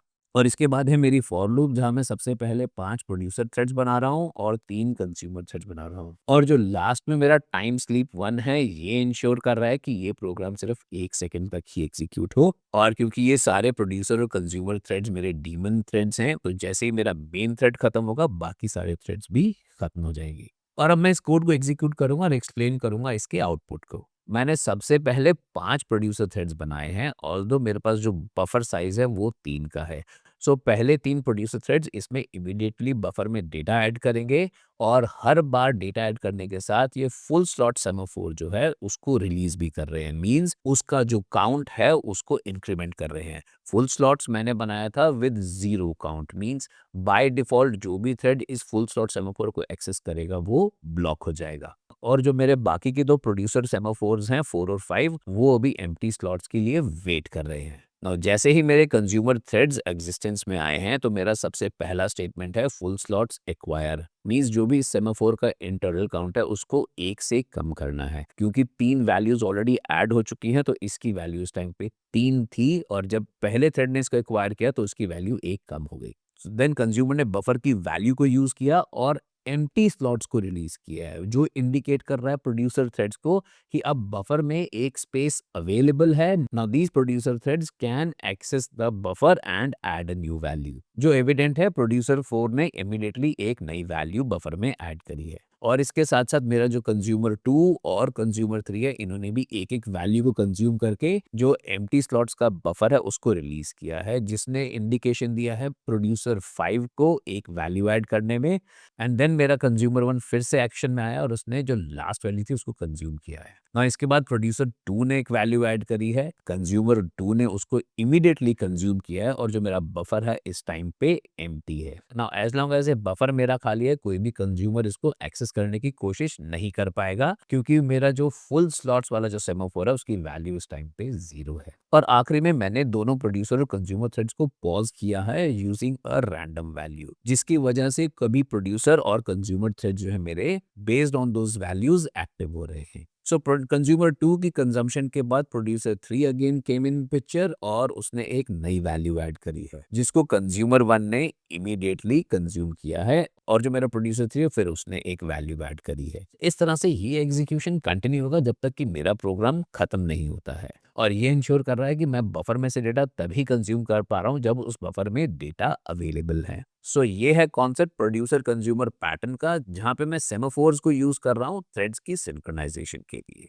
ना जब मैं ये प्रोड्यूसर कंज्यूमर पैटर्न वाला कोड लिख रहा था, तो मेरे दिमाग में ये थॉट आया, ये जो मेरा फुल स्लॉट्स वाला जो सेमाफोर है, इसको मैं एज एन इवेंट क्यों नहीं लिख सकता, क्योंकि मेरे पास प्रोड्यूसर्स हैं जो बफर में डेटा डाल रहे हैं, और बफर में डेटा डालने के बाद मेरे पास कंज्यूमर्स हैं जो उसको कंज्यूम कर रहे हैं, और टू इंश्योर कि एक टाइम पे एक ही कंज्यूमर इस बफर में से डेटा पुल कर रहा है, मैंने इसमें म्यूटेक्स भी लगा रखा है, तो इवेंट भी काम करना चाहिए। So based on this thought मैंने कोड को चेंज किया, और मैंने फुल स्लॉट्स को इवेंट की बजाय सेमाफोर में कन्वर्ट कर दिया, एंड अकॉर्डिंगली मैंने प्रोड्यूसर और कंज्यूमर में भी इसके कोड को चेंज किया, जहाँ पे मैंने फुल स्लॉट्स को सेट किया सिग्नल करने के लिए कि बफर में डेटा है, और कंज्यूमर मैंने वेट फंक्शन यूज किया टू वेट अगर बफर एम्प्टी है तो ना। अब जब मैंने इस कोड को एग्जीक्यूट किया, तो सबसे पहले मैंने 5 प्रोड्यूसर थ्रेड्स बनाए और 3 कंज्यूमर थ्रेड्स बनाए, और इसकी एग्जीक्यूशन में मुझे कोई भी प्रॉब्लम नहीं आया। और फिर इसके बाद मैंने एक और टेस्ट किया, जहाँ पे मैंने कंज्यूमर और प्रोड्यूसर्स का जो काउंट है वो सेम रखा, और अब जब मैंने इस कोड को एग्जीक्यूट किया तो I got into a trouble. So मेरे पास ये सिचुएशन आई जब कंज्यूमर बफर में से डेटा पुल करने की कोशिश कर रहा है और बफर में डेटा है ही नहीं। So now the question is, event यहाँ पे सक्सेसफुल क्यों नहीं है और सेमाफोर क्यों सक्सेसफुल है? सो जब हम इवेंट की बात करते हैं तो इवेंट के दो फंक्शंस है, सेट और वेट। तो जैसे ही मैं सेट फंक्शन को कॉल करता हूँ, इसका मतलब जितने भी थ्रेड्स उस इवेंट के ऊपर वेट कर रहे हैं वो सारे एक्टिव हो जाते हैं, और इस केस में मेरे तीनों कंज्यूमर्स जो हैं वो एक्टिव हो गए, और अब इन तीनों कंज्यूमर्स के पास बफर का एक्सेस है, और बफर को मैं प्रोटेक्ट कर रहा हूँ म्यूटेक्स से। सो अगर मेरे पास बफर में एक ही वैल्यू है, तो पहला कंज्यूमर थ्रेड बफर को लॉक करेगा और उसमें से वैल्यू को कंज्यूम कर लेगा। अब जो मेरा दूसरा और तीसरा कंज्यूमर है वो भी इस बफर को लॉक करेगा एक एक करके, और उसमें से वैल्यू पुल आउट करने की कोशिश करेगा, बट इस सिचुएशन में बफर में कोई वैल्यू ही नहीं है, तो वो एरर थ्रो करेगा। सो जो इवेंट है वो बाइनरी मोड में चलता है। जो थ्रेड्स इवेंट के लिए वेट कर रहे हैं, जैसे ही वो इवेंट ट्रू हुआ सारे थ्रेड एक्टिवेट होते हैं। बट जब हम बात करते हैं सेमाफोर की, तो वो काउंट मेंटेन कर रहा है। तो जैसे जैसे मेरे बफर में वैल्यूज ऐड हो रही हैं, मैं फुल स्लॉट्स जो सेमाफोर है उसको रिलीज कर रहा हूँ, मतलब उसके काउंट को इंक्रीमेंट कर रहा हूँ। और जैसे जैसे मेरे कंज्यूमर्स इस बफर में से डेटा को पुल आउट कर रहे हैं, वो फुल स्लॉट्स के काउंट को रिड्यूस कर रहे हैं। तो सेमाफोर के केस में ऐसी सिचुएशन कभी भी नहीं आएगी कि जब कोई एक कंज्यूमर थ्रेड बफर को एक्सेस करने की कोशिश कर रहा है और उस बफर में कोई डेटा ही नहीं है। सो इस केस में सेमाफोर ज्यादा सूटेबल है, क्योंकि वो काउंट को मेंटेन कर रहा है और वो कभी भी ये इवेंट वाली रेस कंडीशन को नहीं आने देता। सो इवेंट के केस में काउंट नहीं होता, तो जितने भी थ्रेड्स वेट कर रहे हैं वो सारे एक्टिवेट होते हैं और जो रेस कंडीशन की पॉसिबिलिटी को ला सकते हैं। अब मैं आपको सजेस्ट करूंगा कि इस वीडियो को आप थोड़ी देर पॉज कीजिए और ये जो कोड है इसको अपने कंप्यूटर पे एग्जीक्यूट करके देखिए और चेंज करके देखिए वैल्यूज प्रोड्यूसर्स और कंज्यूमर्स की। बाय द वे,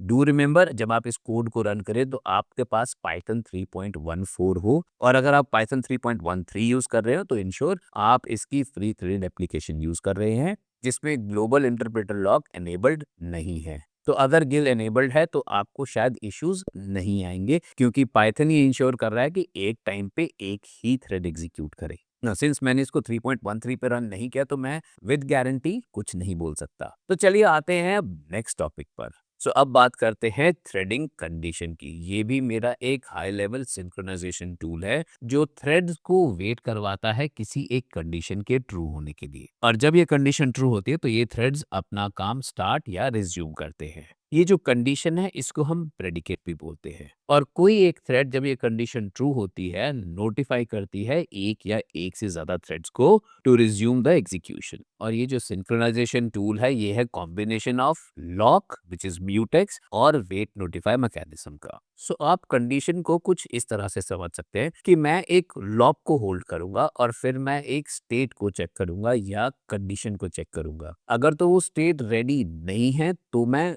वेट करूंगा, और जब मैं वेट करूंगा तो मैं उस लॉक को रिलीज कर दूंगा। और जब कोई दूसरा थ्रेड इस स्टेट को चेंज करेगा तो मुझे इसका नोटिफिकेशन मिलेगा, और फिर मैं दोबारा से इस लॉक को एक्वायर करूंगा और चेक करूंगा स्टेट को। जनरली ये कंडीशंस यूज करते हैं कोऑर्डिनेशन पैटर्न्स को इम्प्लीमेंट करने के लिए, जैसे producer consumer, resource pooling etcetera. और इसके कुछ मेन मेथड्स हैं वेट, नोटिफाई और नोटिफाई ऑल। और स्टार्ट करते हैं थ्रेडिंग डॉट कंडीशन के ऑब्जेक्ट से। तो जब मैं इस कंडीशन क्लास का एक ऑब्जेक्ट बनाता हूँ तो इसके अंदर एक लॉक ऑब्जेक्ट होता है। बाय डिफॉल्ट ये रीएंट्रेंट लॉक होता है। अगर आप इसमें नॉर्मल लॉक यूज करना चाहते हैं तो जब आप इस क्लास का ऑब्जेक्ट बनाएं तो as a parameter you can pass threading dot lock या थ्रेडिंग डॉट आर लॉक। और मैं इसको कॉन्टेक्स्ट मैनेजर के साथ यूज कर सकता हूँ, विच मीन्स मुझे इसके लिए एक्वायर और रिलीज मेथड्स को एक्सप्लिसिटली कॉल नहीं करना पड़ेगा। सो अब आते हैं वेट मेथड पे।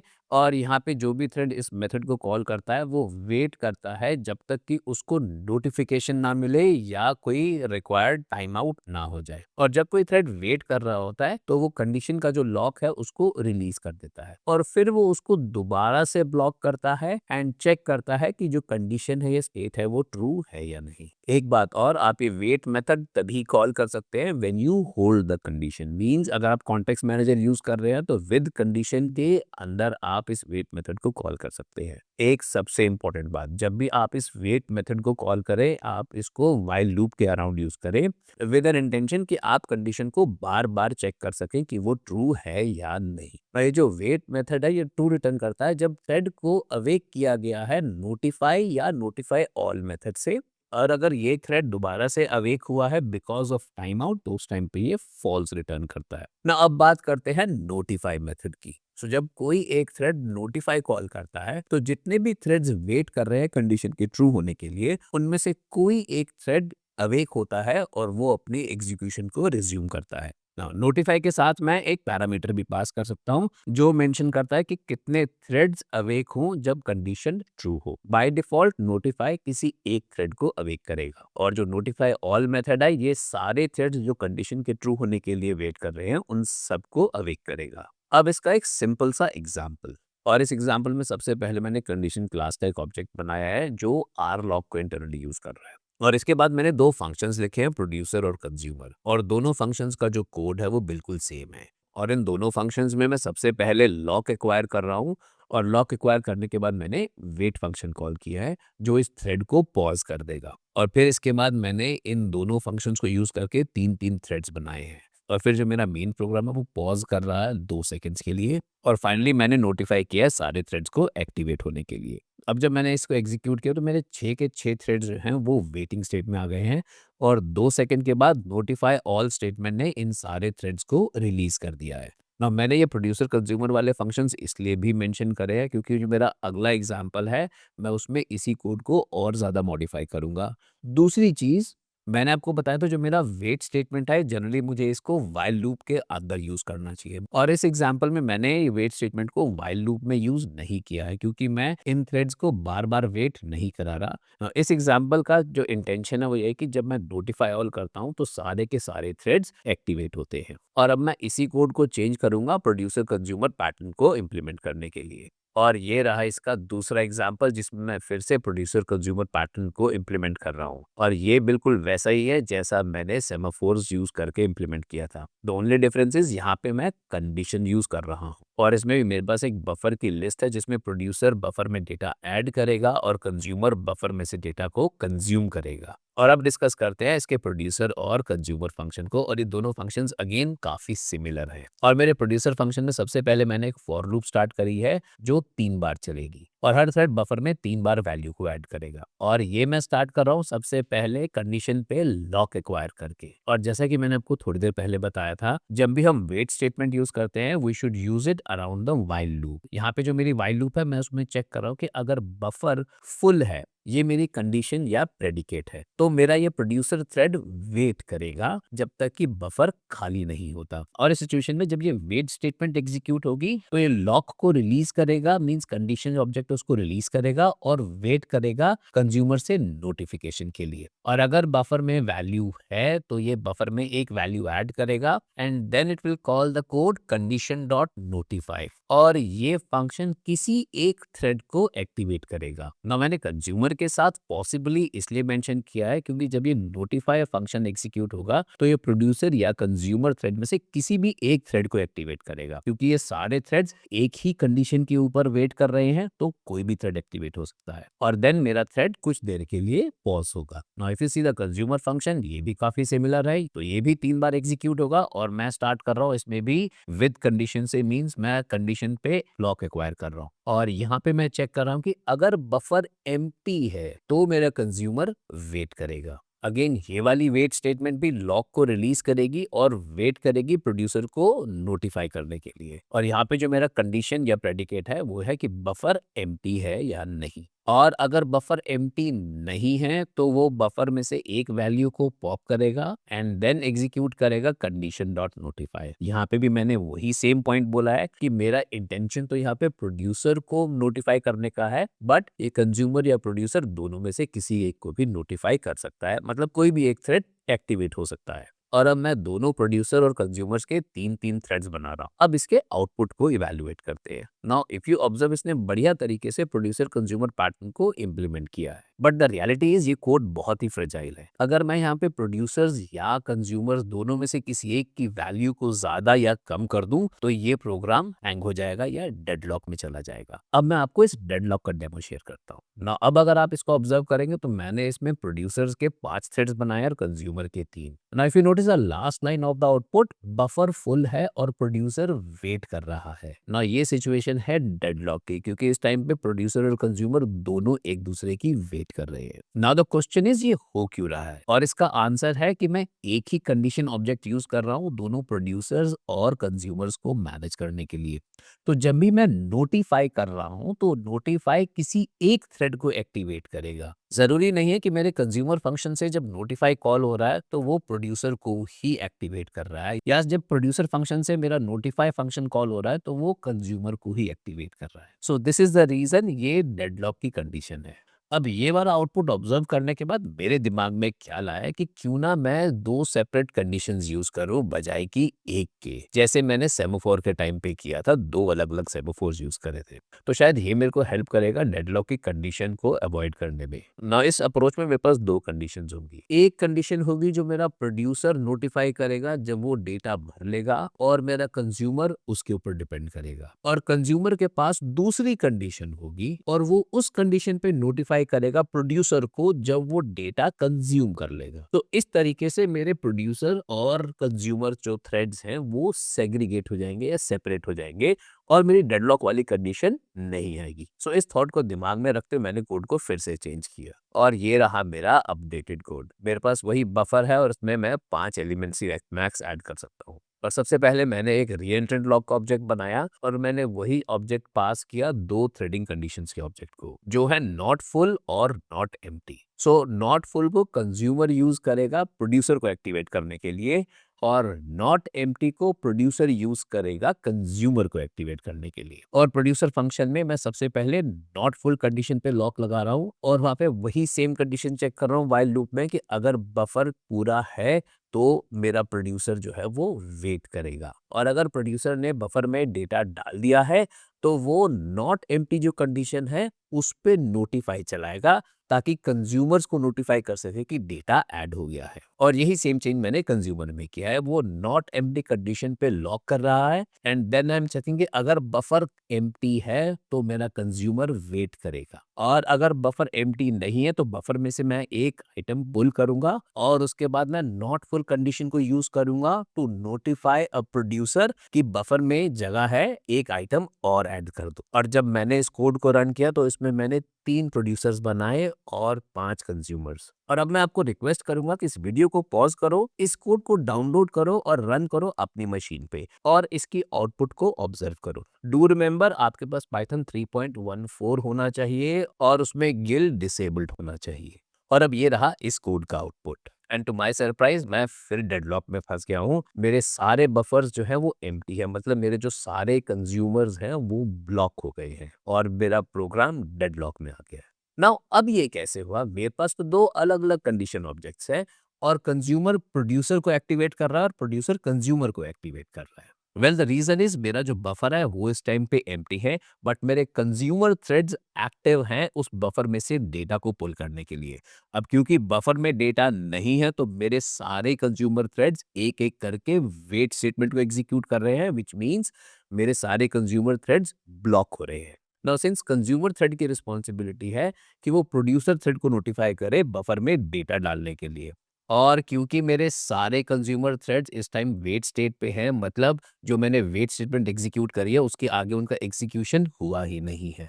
एंड बिकॉज ऑफ दिस मेरे जो सारे प्रोड्यूसर्स हैं वो भी वेट स्टेट में चले गए हैं, वो भी वेट कर रहे हैं कि कंज्यूमर जब नोटिफाई करेगा तो वो एक्टिवेट होंगे। And because of this again I got into a deadlock situation, जहां कंज्यूमर वेट कर रहा है बफर के फिल होने की और प्रोड्यूसर वेट कर रहा है कंज्यूमर से नोटिफिकेशन आने की। सो नेट नेट मेरी समरी यही है कि जब भी आप कोई मल्टी थ्रेडेड कोड को पढ़ रहे हैं तो पढ़ते हुए वो काफ़ी आसान दिखता है, पर जब तक हम उसको एग्जीक्यूट नहीं करते तब तक हमें नहीं पता चलता कि वो कौन कौन सी इश्यूज या कौन कौन से सिचुएशंस में डेडलॉक क्रिएट कर सकता है या कोई रेस कंडीशन क्रिएट कर सकता है। सो अगर इंटरव्यू में आपके पास इस तरह के क्वेश्चंस आ रहे हैं तो आपको काफ़ी कॉशियसली इसके आंसर देने पड़ेंगे, क्योंकि बिना कोड को एग्जीक्यूट किए उसकी पूरी फंक्शनैलिटी को समझना या उसके पोटेंशियल पिटफॉल्स को समझना आसान नहीं है। सो अब आते हैं नेक्स्ट टॉपिक पर, और अब मैं डिस्कस करूंगा क्यू, और ये क्यू क्यू मॉडल का पार्ट है, ना कि थ्रेडिंग मॉड्यूल का। और ये एक थ्रेड से first in first out data structure है जो स्पेसिफिकली डिजाइन किया गया multi threaded producer consumer communication के लिए। और ये काफ़ी रिलायबल सिंक्रोनाइजेशन टूल है बिकॉज ये इंटरनली लॉक्स और कंडीशंस के वेरिएबल्स को यूज करता है। ये प्रिवेंट करता है रेस कंडीशंस को ऑटोमेटिकली। ये अवॉइड करता है डेडलॉक्स अगर हम इसको करेक्टली यूज करते हैं। और ये काफ़ी सेफ और स्टेबल है जहाँ पे मेरे पास मल्टीपल प्रोड्यूसर्स और मल्टीपल कंज्यूमर्स है। और अब बात करते हैं क्यू ऑब्जेक्ट और इसके कुछ इंपॉर्टेंट मेथड्स की। और सबसे पहले क्यू ऑब्जेक्ट, तो जब भी मैं क्यू का ऑब्जेक्ट बनाऊंगा तो मैं उसमें एक पैरामीटर मेंशन कर सकता हूँ मैक्स साइज, जो मुझे हेल्प करता है इसके साइज को डिफाइन करने के लिए। बाय डिफॉल्ट मेरी जो क्यू है उसका साइज अनलिमिटेड है, और अगर मैं मैक्स साइज डिफाइन कर रहा हूँ तो उस केस में जब मेरी क्यू फुल होगी तो कोई भी थ्रेड जब उसमें डेटा ऐड करेगा तो वो ब्लॉक हो जाएगा। नाउ ये जो क्यू की जो इंटरनल इम्प्लीमेंटेशन है इस एक लॉक को यूज करता है और 2 कंडीशन ऑब्जेक्ट्स यूज करता है। और पहली कंडीशन है नॉट एम्प्टी, जो कंज्यूमर्स को ब्लॉक करता है अगर क्यू खाली है, और दूसरी कंडीशन ऑब्जेक्ट है नॉट फुल, जो प्रोड्यूसर्स को ब्लॉक करता है अगर क्यू फुल है तो। और ये लिस्ट या डी क्यू का ऑब्जेक्ट मेंटेन करता है to store the items. By the way हमने पिछले एग्जाम्पल में यही सारे कंपोनेंट्स यूज करे थे प्रोड्यूसर कंज्यूमर पैटर्न को इम्प्लीमेंट करने में, बट जो हमने इम्प्लीमेंटेशन करी थी वो सेफ नहीं थी, उसमें डेडलॉक्स आ रहे थे। और अब आते हैं इसके मेथड्स पे, और सबसे पहला है पुट मेथड, जो एक आइटम को ऐड करता है क्यू में। और अगर मेरा ब्लॉक फ्लैग ट्रू है जो कि डिफॉल्ट वैल्यू है और क्यू मेरी फुल है तो ये उस थ्रेड को ब्लॉक करेगा, और अगर ब्लॉक की वैल्यू फॉल्स है और क्यू फुल है तो इस डेट में क्यू फुल एक्सेप्शन रेज करेगा। और अगर मैंने टाइम आउट मेंशन किया तो उस टाइम तक ये थ्रेड को ब्लॉक करके रखेगा। तो ये जो मेरा गेट फंक्शन है ये क्यू में से एक वैल्यू को रिमूव करके रिटर्न करता है। अगेन इसमें जो ब्लॉक पैरामीटर है उसकी वैल्यू ट्रू है और क्यू एम्प्टी है तो वो थ्रेड को ब्लॉक कर देगा। अगर ब्लॉक की वैल्यू फॉल्स है और क्यू खाली है तो इस केस में ये क्यू एम्प्टी एक्सेप्शन रेज करेगा। और अगर मैंने कोई टाइम आउट मेंशन किया है तो उस थ्रेड को उतने टाइम तक ब्लॉक करेगा। अब इसके बाद है मेरे पास क्यू साइज जो मुझे अप्रोक्सीमेट साइज देता है क्यू का, और ये अप्रोक्सीमेट बोला है बिकॉज ऑफ थ्रेड सिंक्रोनाइजेशन। सो जब तक ये फंक्शन एग्जीक्यूट हो रहा है इट इज पॉसिबल कि कोई दूसरा थ्रेड क्यू में कोई वैल्यू ऐड या रिमूव कर सकता है। और इसके बाद है एम्प्टी फंक्शन जो मुझे ट्रू रिटर्न करेगा अगर इसको लगता है कि क्यू एम्प्टी है, और फुल के केस में ट्रू रिटर्न करेगा अगर इसको लगता है कि क्यू फुल है। Again the reason is same because of thread synchronization. और अब इसके बाद है फंक्शन टास्क डन। ना ये इंडिकेट करता है कि कंज्यूमर ने जो आइटम लिया है उसको उसने पूरी तरह से प्रोसेस कर लिया, और ये जनरली हम यूज करते हैं ज्वाइन फंक्शन के साथ। और ये जो ज्वाइन फंक्शन है ये ब्लॉक करता है थ्रेड को जब तक कि क्यू में से सारे आइटम्स प्रोसेस ना हो जाए। और जब भी कोई कंज्यूमर कोई आइटम को यूज करेगा तो वो जब टास्क डन को कॉल करेगा तो ये फंक्शन इंटरनली एक काउंटर मेंटेन करता है टू इंडिकेट कि जितने भी आइटम्स थे मेरे क्यू में वो यूज हो गए हैं। और ये ज्वाइन फंक्शन उस काउंटर को यूज करता है थ्रेड को ब्लॉक करने के लिए। आइए अब इसका एक एग्जांपल देखते हैं। और इस सिंपल से एग्जांपल में मैंने एक क्यू बनाई है जिसका मैक्सिमम साइज 3 है। सो जब मैंने इसमें वैल्यूज 10, 20 और 30 पुट करी तो वो आराम से इंसर्ट हो गई ना। अब जब मैं 40 को इसमें पुट करने की कोशिश करूंगा तो इस केस में जो मेरा मेन थ्रेड है ये ब्लॉक हो जाएगा या प्रोग्राम मेरा हैंग हो जाएगा। और अगर मैं टाइम आउट मेंशन करता हूं तो वो 1 सेकंड का वेट करेगा और उसके बाद क्योंकि क्यू मेरी फुल है तो वो क्यू फुल एक्सेप्शन रेज करेगा। नो पुट का एक और वेरिएंट है पुट नो वेट। ये एक नॉन ब्लॉकिंग फंक्शन है।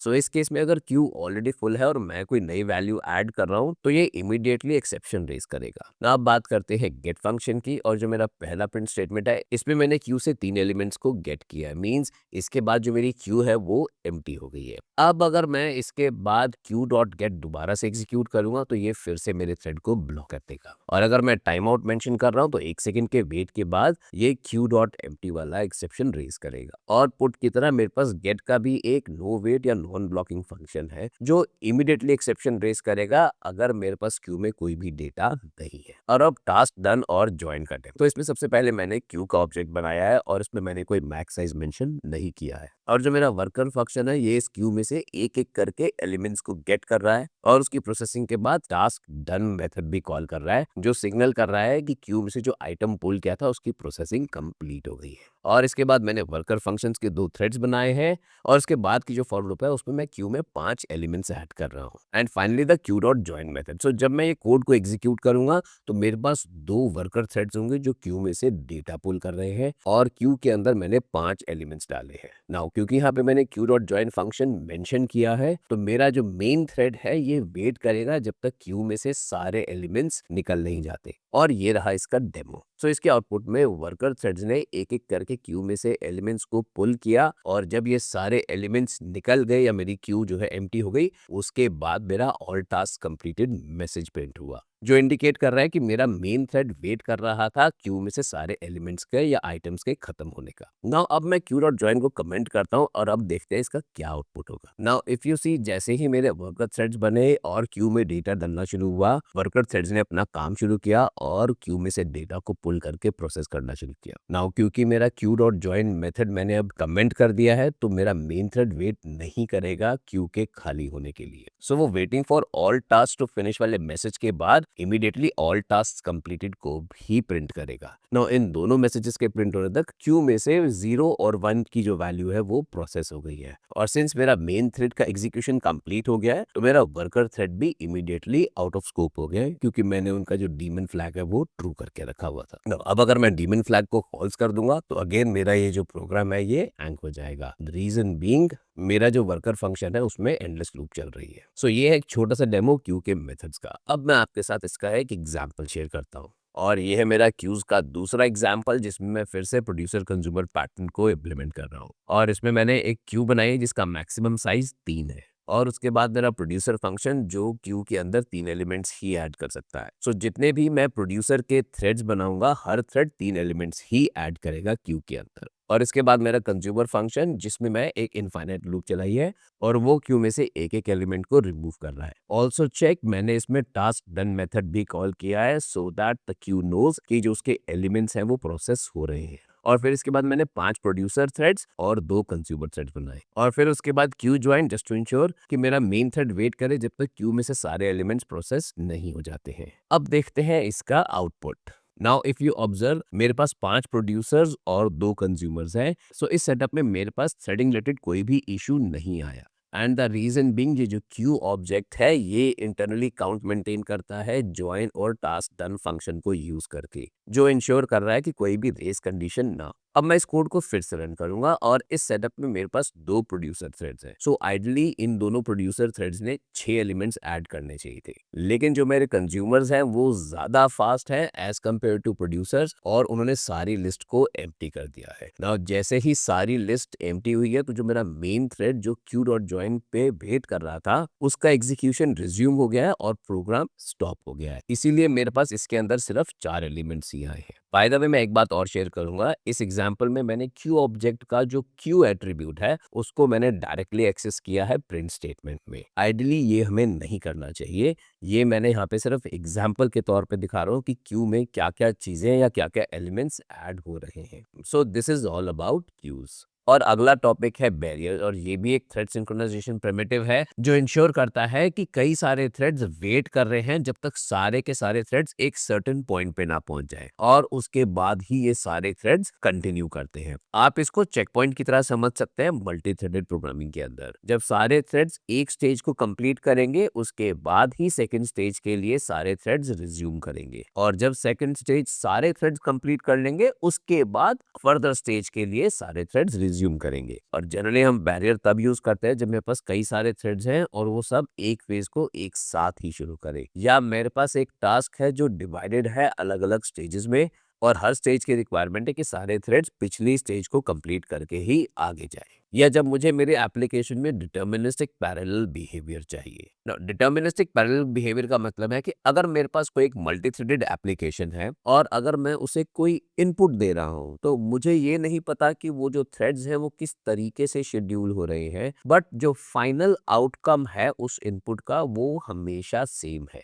और ये काफी हेल्पफुल होता है कोड को समझने, टेस्ट और डीबग करने में, क्योंकि हमें एक ही इनपुट का सेम रिजल्ट मिलता है चाहे हम कितनी बार भी उस कोड को एग्जीक्यूट करें। और बैरियर को जनरली हम लोग यूज करते हैं सिमुलेशंस में, पैरेलल कंप्यूटिंग में, बैच प्रोसेसिंग में, मैप रिड्यूस स्टेजेस या मल्टी थ्रेडेड गेम्स के अंदर। अब बारी आती है कुछ इंपॉर्टेंट टर्म्स और इसके सिंटैक्स की, और ये है कुछ इसके इंपॉर्टेंट टर्म्स और फंक्शंस। और सबसे पहले जब मैं बैरियर क्लास का ऑब्जेक्ट बनाता हूं, तो मैं उसमें पास करता हूं पार्टीज, और ये रिप्रेजेंट करता है नंबर ऑफ थ्रेड्स जो बैरियर तक पहुंचे before all these threads are released. और जब ये सारे थ्रेड्स बैरियर पे पहुंचते हैं, तो बैरियर ट्रिप करता है और सारे थ्रेड्स अपनी प्रोसेसिंग को रिज्यूम करते हैं। नाउ ये जो वेट फंक्शन है, हर थ्रेड जो पार्टिसिपेट कर रहा है वो इस फंक्शन को कॉल करता है टू इंडिकेट कि वो बैरियर तक पहुंच गया है, और ये फंक्शन रिटर्न करता है एक integer index which starts from 0। सो अगर मेरे पास 5 पार्टीज हैं जो पार्टिसिपेट कर रही हैं, तो इसमें जो रिटर्न वैल्यूज है वो 0 से लेके 4 तक होंगी, और ये हम तब यूज करते हैं जब मुझे किसी एक थ्रेड को एज अ लीडर एक्ट करवाना है। नाउ अब एक टर्म है ब्रोकन बैरियर, और बैरियर तब ब्रेक होता है जब या तो कोई थ्रेड टाइम आउट करता है वेटिंग करते हुए, या वो अनएक्सपेक्टेडली एग्जिट करता है, या फिर थ्रेड बैरियर डॉट रीसेट या बैरियर डॉट अबॉर्ट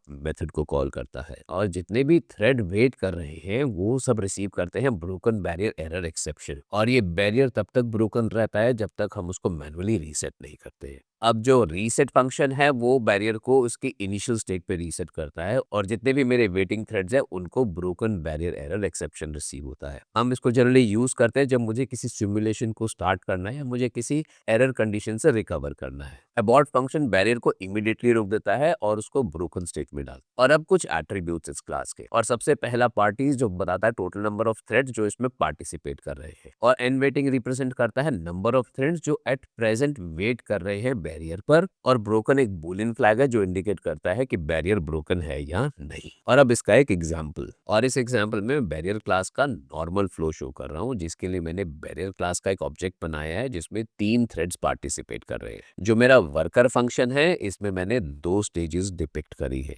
दोनों स्टेजेस में जो मेरी प्रोसेसिंग है या जो वर्किंग है वो मैंने टाइम डॉट स्लीप से सिमुलेट कर रहा हूँ। सो जैसे ही मेरा एक थ्रेड अपना प्रोसेसिंग कंप्लीट करेगा, वो कॉल करेगा बैरियर डॉट वेट फंक्शन को, और फिर वो थ्रेड वेट करेगा बाकी दूसरे थ्रेड्स को अपना काम कंप्लीट करने के लिए। और जब ये तीनों threads barrier dot wait function को कॉल करेंगे, तो उसके बाद ये सारे थ्रेड्स अपनी फंक्शनलिटी रिज्यूम करेंगे with if phase equal equal 0 statement से।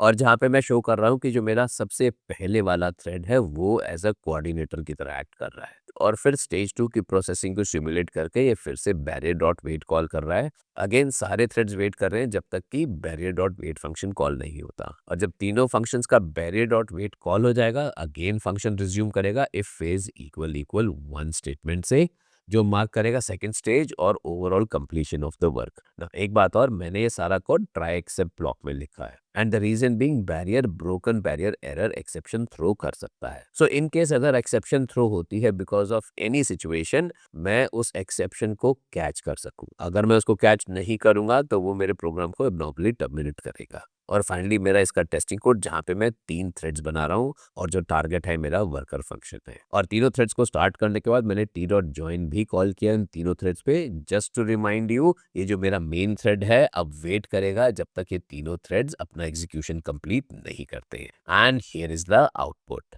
और सबसे पहले तीनों थ्रेड्स ने प्रिंट किया स्टेज 1 स्टार्टेड, और अपनी प्रोसेसिंग के बाद second message waiting at barrier, और उसके बाद barrier dot wait function call किया। Now barrier dot wait function से पहले जो मेरी प्रिंट स्टेटमेंट है उसमें मैं ये भी शो कर रहा हूँ कि कितने मेरे थ्रेड्स वेट कर रहे हैं। नाउ क्योंकि ये थ्रेड वेट से पहले का है तो इसने मुझे जो काउंट दिया वो 0, 1 और 2 का दिया। तो जब मेरा पहला थ्रेड वेट में आया तो उस टाइम कोई भी थ्रेड वेटिंग में नहीं था, और जब ये तीनों थ्रेड्स का वेट कंप्लीट हुआ तो उसके बाद की जो प्रिंट स्टेटमेंट है stage 1 completed moving to stage 2, और वर्कर 1 की I am the coordinator of stage 1 print हुआ है। और सिमिलरली स्टेज 2 भी वैसे ही कंप्लीट हुआ जब सारे थ्रेड्स वेट कर रहे हैं बैरियर 2 पे, और जैसे ही तीनों थ्रेड्स ने वेट स्टेटमेंट कॉल किया तो स्टेज 2 कंप्लीटेड सक्सेसफुली का मैसेज भी प्रिंट किया है। और ये है बैरियर की एक नॉर्मल फंक्शनैलिटी।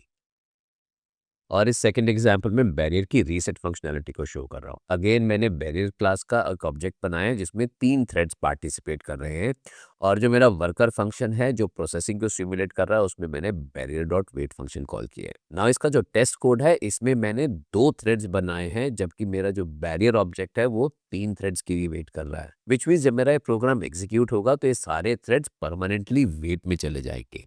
और मेन थ्रेड में after a 2 second of pause मैंने barrier dot reset function call किया है जो इन सारे थ्रेड्स को अनब्लॉक करेगा। और क्योंकि मैंने barrier dot reset function call किया है तो it will cause an exceptions, और सारे थ्रेड्स को ब्रोकन बैरियर एरर रिसीव होगा जिसको मैं एक्सेप्ट ब्लॉक में कैच कर रहा हूँ। And here is the output. Again मैंने आपके साथ सिर्फ स्नैपशॉट शेयर किया, जब आप इसको अपनी मशीन पे एग्जीक्यूट करेंगे तो main thread calling barrier reset का जो स्टेटमेंट है वो 2 सेकंड बाद कॉल हो रहा है, और उसके बाद एक्सेप्शन का जो मैसेज है barrier broken due to reset वो एग्जीक्यूट हुआ है। और अब इस एग्जांपल में मैं शेयर कर रहा हूं अबॉर्ट की फंक्शनैलिटी, और अबॉर्ट का कोड और रीसेट का कोड एग्जैक्टली सेम है। सिर्फ एक ही चेंज है, जहां पे मैंने बैरियर डॉट रीसेट कॉल किया था उसकी जगह मैंने अब बैरियर डॉट अबॉर्ट कॉल किया है। हाँ, यहाँ पे भी मैंने 2 ही थ्रेड्स बनाए हैं, ऑल्दो जो मेरा बैरियर है वो 3 थ्रेड्स की वेट कर रहा है, जस्ट टू इंश्योर ये मेरे थ्रेड्स वेट स्टेट में है। And here is the output.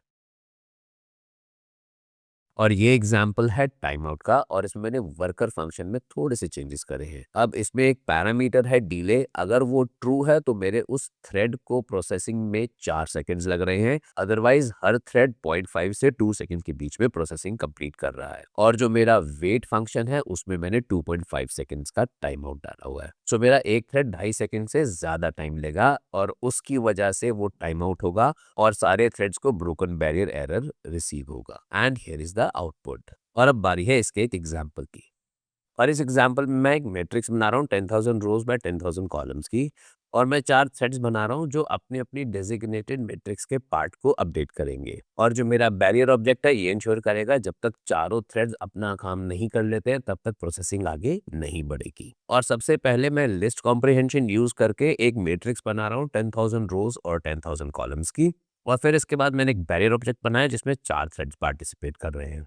और जो मेरा प्रोसेस स्लाइस फंक्शन है ये हर थ्रेड की डेजिग्नेटेड स्टार्टिंग एंड एंडिंग रोज को आइडेंटिफाई कर रहा है, और फिर मैं एक फॉर लूप एग्जीक्यूट कर रहा हूँ इस मैट्रिक्स को अपडेट करने के लिए। और हर सेल की वैल्यू उसकी कॉरेस्पॉन्डिंग रो और कॉलम की जो पोजीशन है उन दोनों को मैं ऐड करके डाल रहा हूँ। सो अगर मेरे पास फर्स्ट रो में थर्ड कॉलम है तो फर्स्ट रो की जो इंडेक्स है वो 0 है और थर्ड कॉलम का इंडेक्स 2 है, तो जो फर्स्ट रो थर्ड कॉलम का जो मेरा सेल है उसकी जो वैल्यू है वो 2 होगी। सो इस तरह से मैं सारे मैट्रिक्स को अपडेट कर रहा हूँ। और जो मेरा टेस्ट कोड है उसमें फिर से मैंने लिस्ट कॉम्प्रिहेंशन यूज किया है और 4 थ्रेड्स बनाए हैं जिसका टारगेट प्रोसेस स्लाइस है। और जो मेरे थ्रेड्स हैं इनकी आईडीज 0 से लेके 3 तक है और इन आईडीज को मैं यूज कर रहा हूँ हर थ्रेड की कॉरेस्पॉन्डिंग स्टार्टिंग और एंडिंग रो को आइडेंटिफाई करने के लिए। और फिर इसके बाद मैंने तीनों थ्रेड्स को स्टार्ट किया है and then the T dot join function जो इंश्योर कर रहा है कि मेरा मेन थ्रेड वेट करेगा जब तक कि चारों थ्रेड्स इस मैट्रिक्स को अपडेट नहीं कर देते हैं। और फिर इसके बाद मेरे पास दो फॉर लूप्स हैं जो इस अपडेटेड मैट्रिक्स की रोज को प्रिंट कर रही हैं। पहली फॉर लूप जो है वो पहली 10 रोज को प्रिंट कर रही है और जो दूसरी फॉर लूप है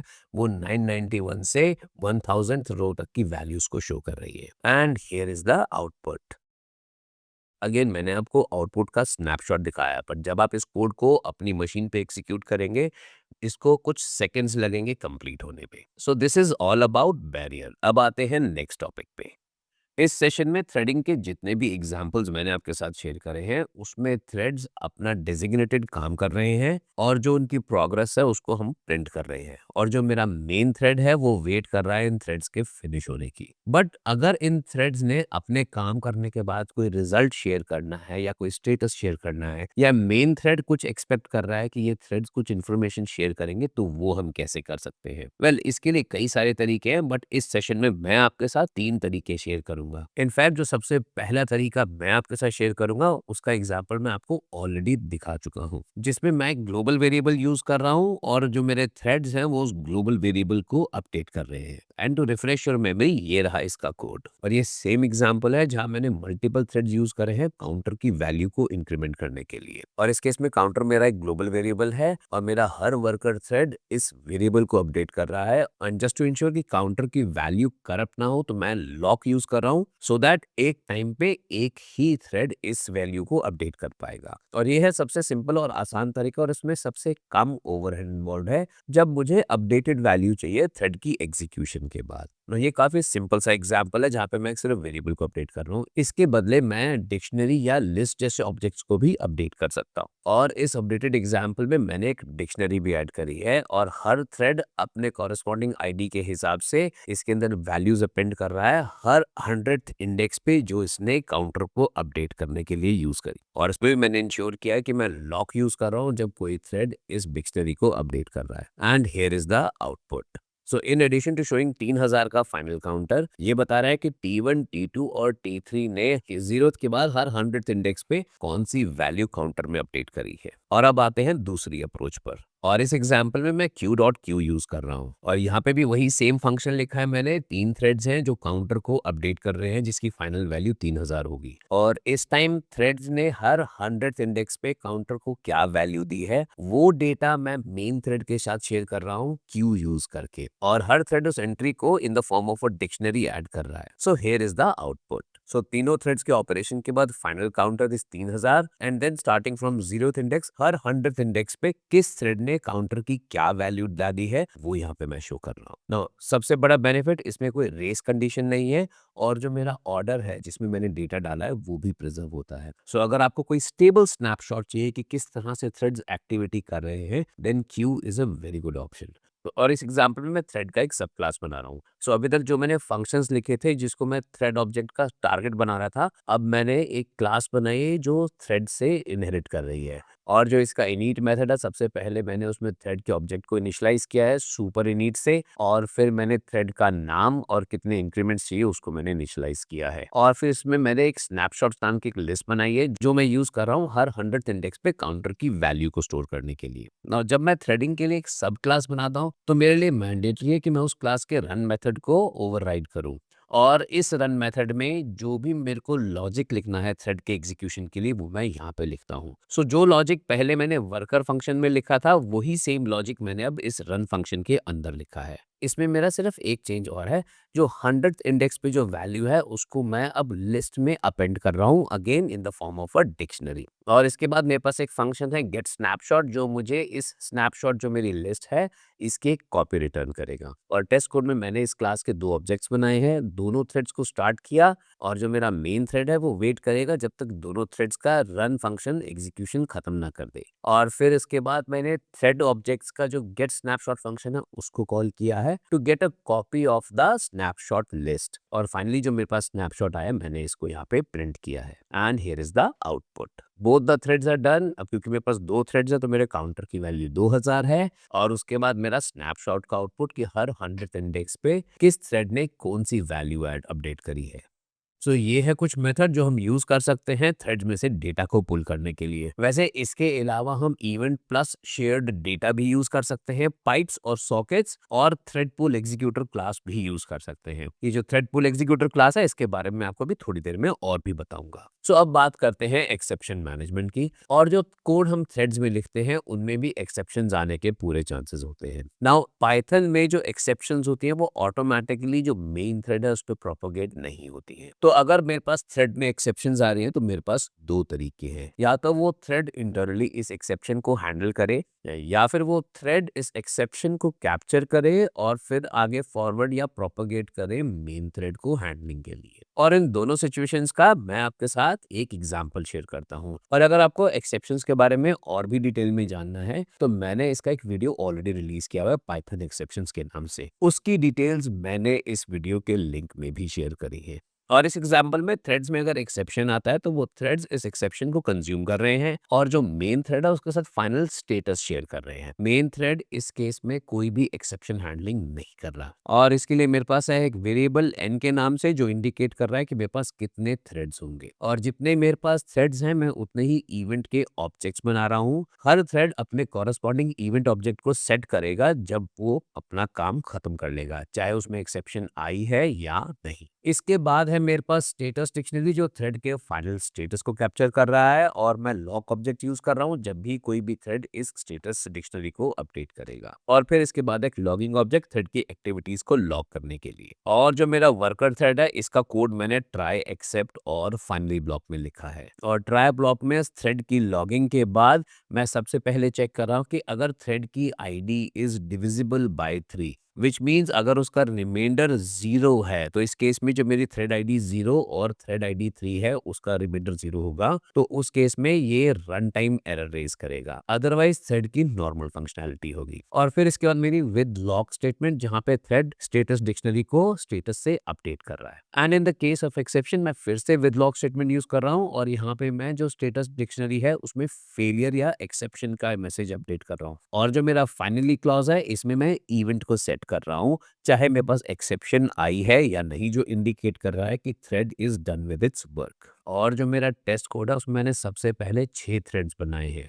ना। ये जो मेरा वर्कर फंक्शन है इसमें मैं कई सारे आर्ग्यूमेंट्स पास कर रहा हूँ। तो सबसे पहला है थ्रेड आईडी, दूसरा है इस थ्रेड के कॉरस्पॉन्डिंग इवेंट ऑब्जेक्ट, तीसरा है जो मेरी स्टेटस डिक्शनरी है मैं उसका रेफरेंस पास कर रहा हूँ और चौथे में जो मैंने लॉक ऑब्जेक्ट बनाया है मैं उसका रेफरेंस पास कर रहा हूँ। और इसके बाद मेरी सेकंड फॉर लूप में मैं थ्रेड को स्टार्ट कर रहा हूँ और जो मेरी आखिरी की 2 लूप्स है वो इंडिकेट कर रही है कि जब तक सारे इवेंट्स मेरे सिग्नल ना हो जाएं और सारे थ्रेड्स अपना एग्जीक्यूशन कंप्लीट ना कर लें तब तक मेरा मेन थ्रेड वेट करेगा। और फाइनली जो भी मेरे पास स्टेटस डिक्शनरी में डेटा इन थ्रेड्स ने भरा है मैं उसको प्रिंट कर रहा हूँ। सो here is the output. Now सबसे पहले जो मेरे 6 के 6 वर्कर थ्रेड्स हैं वो स्टार्ट हुए हैं और जो मेरा वर्कर थ्रेड 0 और वर्कर थ्रेड जो 3 है जिसके केस में मेरे पास मॉड्यूलो ऑपरेटर ने 0 रिटर्न किया है, इन दोनों थ्रेड्स ने एक्सेप्शन रेज करी है। इसके अलावा जितने भी मेरे थ्रेड्स हैं वो सक्सेसफुली कंप्लीट हुए हैं। और फाइनली जो मेरी प्रिंट स्टेटमेंट है वो इन सारे थ्रेड्स का स्टेटस शो कर रहा है। नाउ बिकॉज इन थ्रेड्स ने अपने एक्सेप्शंस को प्रॉपर तरीके से हैंडल किया है तो मेरी एप्लीकेशन एब्रप्टली क्लोज नहीं हुई है। नाउ जब इस तरह के एक्सेप्शंस आते हैं तो उस केस में मेन थ्रेड को क्या करना चाहिए वो डिपेंड करता है एप्लीकेशन के लॉजिक पे। सो ये पॉसिबल है कि अगर किसी एक थ्रेड में एक्सेप्शन आई है तो मेन थ्रेड पॉसिबली उसको चेक करके रीस्टार्ट कर सकता है और अगर वो काफी क्रिटिकल कैलकुलेशन है तो उस केस में शायद वो स्टॉप भी कर सकता है। तो ये सारा डिपेंड करता है कि एप्लीकेशन का लॉजिक कैसा है ना। और ये है सेकंड एग्जांपल जहां पे थ्रेड एक्सेप्शन को प्रोसेस करने के बाद जो मेन थ्रेड है उसको पास ऑन कर रहा है। और ये एग्जांपल और पिछला एग्जांपल एग्जैक्टली सेम है, इसमें मैंने सिर्फ 2 चेंजेस करे हैं। पहला चेंज वर्कर फंक्शन में है। सो जब थ्रेड एक्सेप्शन थ्रो करता है तो उस केस में जो स्टेटस डिक्शनरी है उसमें स्ट्रिंग की बजाय जो मेरा एक्सेप्शन का ऑब्जेक्ट है मैं उसको पास कर रहा हूँ। और दूसरा है ये आखिरी की फॉर लूप जहाँ पे मैं जो स्टेटस डिक्शनरी है उसकी सारी की वैल्यूज़ पेयर को पिक कर रहा हूँ और चेक कर रहा हूँ कि अगर कोई एक्सेप्शन आया है तो उस केस में main thread depending on the application logic उसको फर्दर कंज्यूम कर सकता है या रीरेज कर सकता है। और इस एग्जांपल पे मैंने इस एक्सेप्शन को कंज्यूम किया है and here is the output. और ये जो मेरी लास्ट की जो स्टेटमेंट्स हैं व्हाइट कलर में, ये इस फॉर लूप का रिजल्ट है। तो यहाँ पे मेरा मेन थ्रेड डिसाइड कर सकता है एक्सेप्शन को कैसे डील करना है ना। अब आते हैं नेक्स्ट टॉपिक पे। और ये टॉपिक अब तक जितना भी हमने थ्रेडिंग में सीखा है, थ्रेड्स को क्रिएट करना, थ्रेड्स की वैल्यू रिटर्न करना और एक्सेप्शन हैंडलिंग, इन सबको काफ़ी आसान कर देगा। और ये है क्लास थ्रेड पूल एग्जीक्यूटर जो पार्ट है कनकरेंट फ्यूचर्स मॉड्यूल का। और जब मुझे फंक्शंस को थ्रेड में पैरेलली रन करना हो तो ये क्लास इस काम को सुपर इजी कर देता है। So unlike threading dot thread जो अभी तक हमने पढ़ा है, जहां पे हमें थ्रेड्स को खुद मैनुअली मैनेज करना पड़ता है, ये क्लास एक पूल बनाता है वर्कर थ्रेड्स का। और हम इस पूल में से थ्रेड्स को यूज कर सकते हैं अपने फंक्शंस को एग्जीक्यूट करने के लिए। And the best part is ये ऑटोमेटिकली हमें रिटर्न वैल्यूज भी देता है और अगर कोई एक्सेप्शन आए तो उसको हैंडल भी करता है। एंड इन दी एंड जितने भी मेरे थ्रेड्स हैं उनका ये क्लीन अप भी ऑटोमेटिकली करता है। आइए अब इसके यूजेस को समझते हैं। और ये सेम एग्जांपल है जहाँ पे मैं काउंटर को 1000 बार इंक्रीमेंट कर रहा हूँ। जो मेरा इनिशियल कोड है जहाँ पे मैंने काउंटर को इनिशियलाइज किया है और लॉक का ऑब्जेक्ट बनाया है, वो सेम है। इनफैक्ट जो मेरा वर्कर थ्रेड है वो भी सारा सेम है, उसमें भी मैंने कोई चेंज नहीं किया है। जो भी चेंज मैंने किया है वो है मेरा टेस्टिंग कोड में। यहाँ पे मैंने थ्रेड पूल एग्जीक्यूटर क्लास का एक ऑब्जेक्ट बनाया है और उसके अंदर मैक्स वर्कर जो एक पैरामीटर है उसकी वैल्यू मैंने 3 दी है, जो इंडिकेट कर रहा है ये थ्रेड पूल एग्जीक्यूटर क्लास का जो ऑब्जेक्ट है उसमें एट मैक्सिमम 3 वर्कर थ्रेड्स ही होंगे। और मैं इसको कॉन्टेक्स्ट मैनेजर के साथ यूज कर रहा हूँ। और इसके बाद जो मेरा नेक्स्ट लाइन है जहाँ पे मैंने executor dot submit function call किया है और ये फंक्शन मैं यूज करता हूँ मेरे टास्क को एग्जीक्यूटर को सबमिट करने के लिए। एक बात और, जब मैं सबमिट फंक्शन कॉल करता हूँ तो ये मेरा वर्कर थ्रेड इमीडिएटली एग्जीक्यूट नहीं होता। इंस्टेड ये जो मेरा एग्जीक्यूटर ऑब्जेक्ट है ये एक first in first out Q maintain करता है और इस टास्क को उस क्यू में डाल देता है। अगर मेरा कोई वर्कर थ्रेड अवेलेबल है तो वो इस टास्क को पिक करके एग्जीक्यूट करता है। नाउ जब मेरा वर्कर थ्रेड इस क्यू में से एक टास्क को पिक करता है तो उसको हम वर्क आइटम बोलते हैं। ये एक रैपर ऑब्जेक्ट है जो स्टोर करता है फंक्शन जो मुझे रन करना है, आर्ग्यूमेंट्स और कीवर्ड आर्ग्यूमेंट्स जो हमने इस फंक्शन को पास करने हैं और टारगेट फ्यूचर। फ्यूचर के बारे में अभी 1 मिनट में बताऊंगा आपको। और वर्कर थ्रेड इस वर्क आइटम को एग्जीक्यूट करता है। नाउ अब बात करते हैं फ्यूचर की। जी हैंडल है टू अ रनिंग और अ कंप्लीटेड टास्क। तो इस एग्जांपल में जो मैंने 3 टास्क सबमिट करे हैं सबमिट फंक्शन यूज करके, हर एक के अगेंस्ट मेरे पास एक हैंडल ऑब्जेक्ट है जिसकी मैं एक लिस्ट बना के रिटर्न कर रहा हूँ फ्यूचर्स वेरिएबल में। नाउ ये जो फ्यूचर ऑब्जेक्ट है ये मैं यूज करता हूँ टू गेट अ रिजल्ट की जो मेरे थ्रेड ने एग्जीक्यूशन किया है उसने अगर कुछ रिटर्न किया है तो उस रिजल्ट को गैदर करने में, अगर मेरी थ्रेड की एग्जीक्यूशन में कोई एक्सेप्शन आई है तो उस एक्सेप्शन को गैदर करने में, थ्रेड का स्टेटस चेक करने में कि वो कंप्लीट है या नहीं, या फिर मुझे अगर किसी टास्क को कैंसिल करना है तो मैं वो भी यूज कर सकता हूँ। और आखिर में मैं इसमें कॉल बैक भी ऐड कर सकता हूँ जो एग्जीक्यूट होगा जब मेरा ये थ्रेड डन हो जाएगा। सो फ्यूचर मेरा एक कोर मैकेनिज्म है to retrieve results from threads. अब जब मेरे पास ये तीनों टास्क कंप्लीट होंगे तो फ्यूचर्स लिस्ट के अंदर मेरे पास इन तीनों टास्क का हैंडल या फ्यूचर ऑब्जेक्ट का हैंडल है और वो मैं यूज कर रहा हूँ एज कंप्लीटेड फंक्शन के साथ। नाउ ये जो मेरा एज कंप्लीटेड फंक्शन है, ये जो मेरा फ्यूचर्स का जो मेरा लिस्ट है उसमें से सारे एलिमेंट्स को एक एक करके यील्ड करता है और अगर किसी थ्रेड में कोई एरर है तो वो उसको रेज भी करेगा। और अब देखते हैं इसका आउटपुट।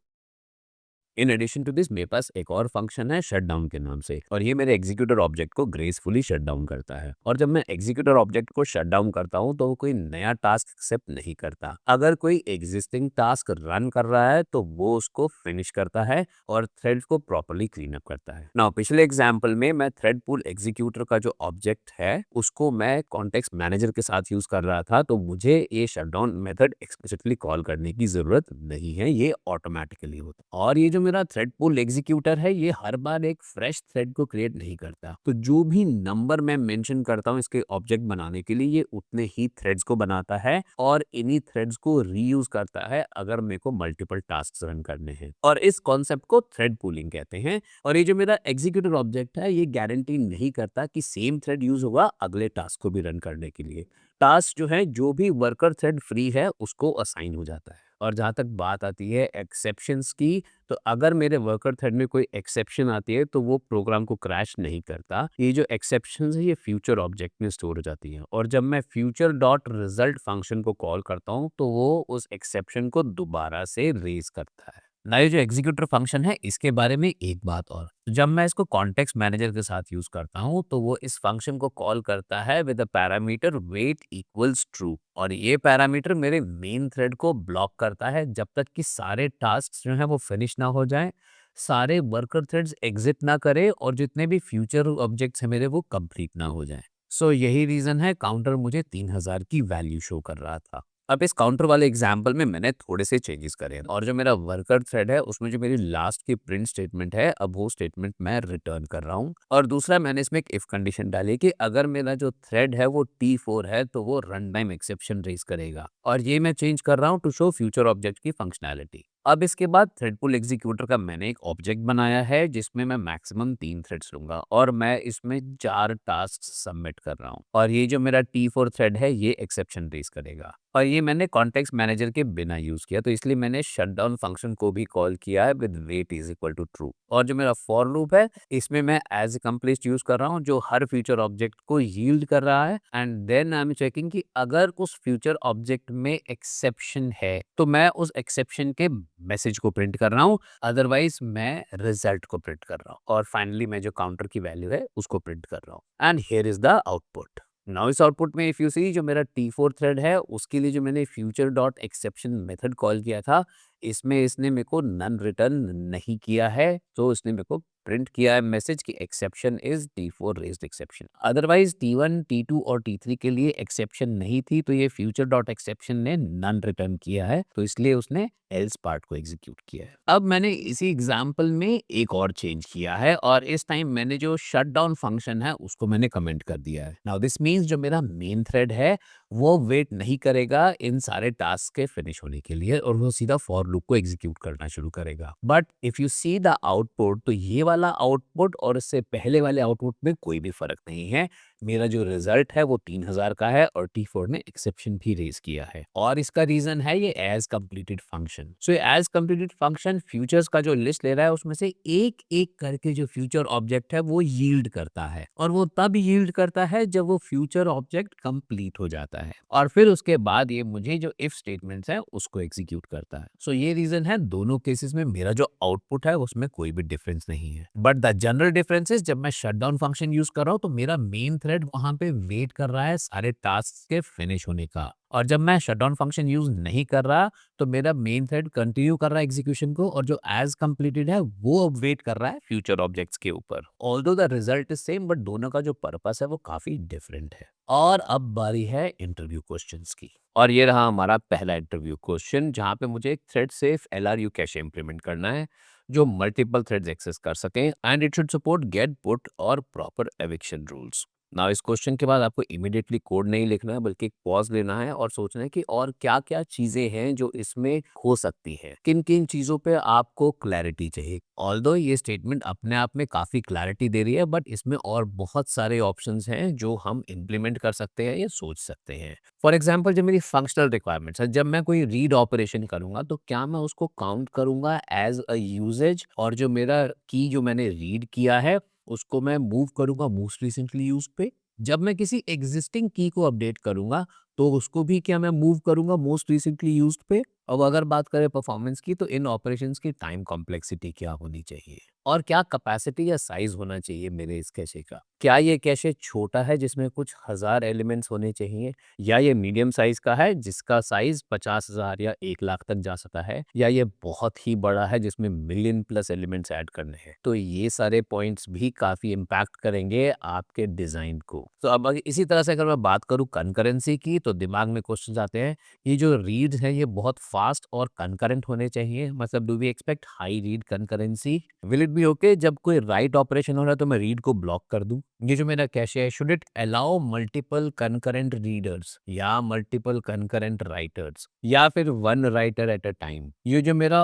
ऑपरेशंस हैं गेट और पुट के क्या ये एटॉमिक होने चाहिए या नहीं। जो मेरा डेटा स्ट्रक्चर है वो मैं कौन सा यूज करूं। अगर मैं ऑर्डर्ड डिक्शनरी यूज कर रहा हूं तो मेरी लाइफ काफी आसान है। बाय द वे ये एग्जांपल में हम ऑर्डर ऑर्डर डिक्शनरी ही यूज़ करेंगे। बट अगर मैं ऑर्डर डिक्शनरी यूज़ नहीं कर सकता, मुझे डिक्शनरी यूज़ करनी है, तो मेरा डिज़ाइन थोड़ा-सा चेंज हो जाएगा। और अगर मुझे डिक्शनरी ना यूज़ करके डबली लिंक लिस्ट या कोई लिंक लिस्ट यूज़ करनी है, तो उस केस में भी मेरे डिज़ाइन पे काफ़ी इम्पैक्ट आएगा। सो अब अगर बात करें एरर हैंडलिंग या एज केसेस की, तो उसमें कैसे काम करेंगे? क्या मैं कोई नॉन एक्जिस्टेंट की को गेट कर सकता हूँ? अगर हाँ, तो वो क्या रिटर्न करेगा? क्या वो नन रिटर्न करेगा? क्या वो एरर रेज़ करेगा? या कोई एक स्पेसिफिक कस्टमाइज्ड वैल्यू देगा? और अगर ये सिचुएशन है और मैं एक की ऐड करता हूँ जिसकी वैल्यू एक्चुअली में नन है, तो उस केस में इन दोनों सिचुएशंस में डिफरेंशिएट कैसे करेंगे? और अगर मैं बात करूँ थ्रेड सेफ्टी की, तो जो मेरा लॉक है उसका लेवल क्या होना चाहिए? क्या मैं सारे कैशे को लॉक कर दूं, या मेरे पास अगर कैशे बकेट्स में ही इंप्लीमेंटेड है तो मैं किसी एक पर्टिकुलर बकेट को लॉक करूं,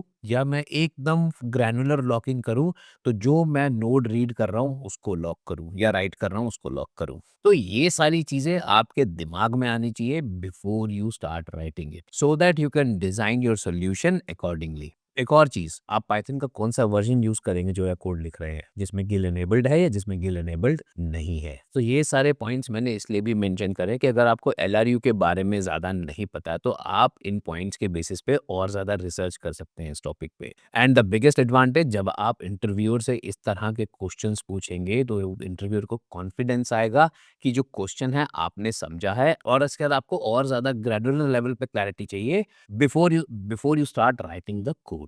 और ये रहा इसका इम्प्लीमेंटेशन। मैंने एक क्लास लिखी है थ्रेड सेफ एलआरयू कैशे के नाम से, और इस क्लास में मैं 2 फंक्शनैलिटीज़ इम्प्लीमेंट कर रहा हूँ, गेट और पुट की। और तीसरा फंक्शन है जो मुझे इस कैशे की यूसेज के स्टैटिस्टिक्स शो करेगा। और सबसे पहले समझते हैं इसके एट्रीब्यूट्स। पहला है मेरा कैशे, जो एक ऑर्डर्ड डिक्शनरी का ऑब्जेक्ट है, और ये मेरा डेटा स्ट्रक्चर है जिसमें मैं सारा डेटा या एलिमेंट स्टोर करूंगा। कैपेसिटी डिसाइड कर रहा है कि मेरे कैशे में कितने elements eight any given point of time हो सकते हैं। और लॉक ऑब्जेक्ट मैं यूज कर रहा हूँ टू इंश्योर जब भी मैं इस कैशे को यूज कर रहा हूँ या एक्सेस कर रहा हूँ, वो थ्रेड सेफ है। इसके बाद जो मेरे 3 एट्रीब्यूट्स हैं, हिट्स, मिसेस और पुट्स, ये तीनों मैं यूज कर रहा हूँ काउंट्स को मेंटेन करने के लिए। सो मेरा हिट्स इंक्रीमेंट होगा जब मैं किसी की को ढूंढ रहा हूँ और वो कैशे में मिलता है। अगर मैं किसी की को ढूंढ रहा हूँ और वो नहीं मिलता है, तो वो मिसेस को अपडेट करेगा। और जब भी मैं कोई नई की वैल्यू ऐड कर रहा हूँ कैशे में, तो पुट्स को इंक्रीमेंट करेगा। और अब आते हैं इसके गेट फंक्शन पे, जहाँ मैं सबसे पहले लॉक एक्वायर कर रहा हूँ और चेक कर रहा हूँ कि की अगर कैशे में एग्जिस्ट करती है या नहीं। और अगर की एग्जिस्ट नहीं करती है, तो मैं मिसेस वाला वेरिएबल जो है उसको इंक्रीमेंट करके नन रिटर्न कर रहा हूँ। अदरवाइज जो मेरे पास की वैल्यू पेयर है जिसको मैं ढूंढ रहा हूँ, उसको मैं कैशे में सबसे आखिरी में मूव कर रहा हूँ, हिट्स को इंक्रीज कर रहा हूँ, और जो उस की कॉरेस्पॉन्डिंग वैल्यू उसको मैं रिटर्न कर रहा हूँ ना। ये जो मूव टू एंड मेथड है ऑर्डर डिक्शनरी का, ये मुझे अलाउ करता है किसी भी की वैल्यू पेयर को आखिरी में मूव करने के लिए। और जो कीज मेरी आखिरी में है, मतलब मैंने उनको रिसेंटली या तो एक्सेस किया है या फिर ऐड किया है। और जो की इस कैशे के लेफ्ट में होगी और कैशे कंप्लीटली भरा हुआ होगा, तो वो इंडिकेट कर रहा है कि वो की मैंने सबसे कम यूज करी है, मींस उस पे एक्सेस सबसे कम हुआ है। और जब मुझे कोई नई की वैल्यू ऐड करनी पड़ेगी, तो मैं इस की वैल्यू पेयर को रिमूव करूंगा। और अब आते हैं पुट मेथड पे, और यहाँ पे भी मैं सबसे पहले लॉक एक्वायर करके चेक कर रहा हूँ कि की कैशे में एग्जिस्ट करती है या नहीं। अगर करती है, तो मैं उस की को again move to the end कर रहा हूँ। Again the intention is same, जिन जिन कीज को मैंने एक्सेस किया है या ऐड किया है वो राइट हैंड साइड पे हैं, और जिन कीज को मैं सबसे कम एक्सेस कर रहा हूँ वो मेरे लेफ्ट साइड पे हैं। और इसके बाद है मेरा एविक्शन का कोड, और मैं सबसे पहले चेक कर रहा हूँ कि अगर मेरा कैशे पूरा भरा हुआ है, तो मैं जो सबसे पहला एलिमेंट है लेफ्ट साइड पे, उसको पॉप कर रहा हूँ, so that I create some room in the cache.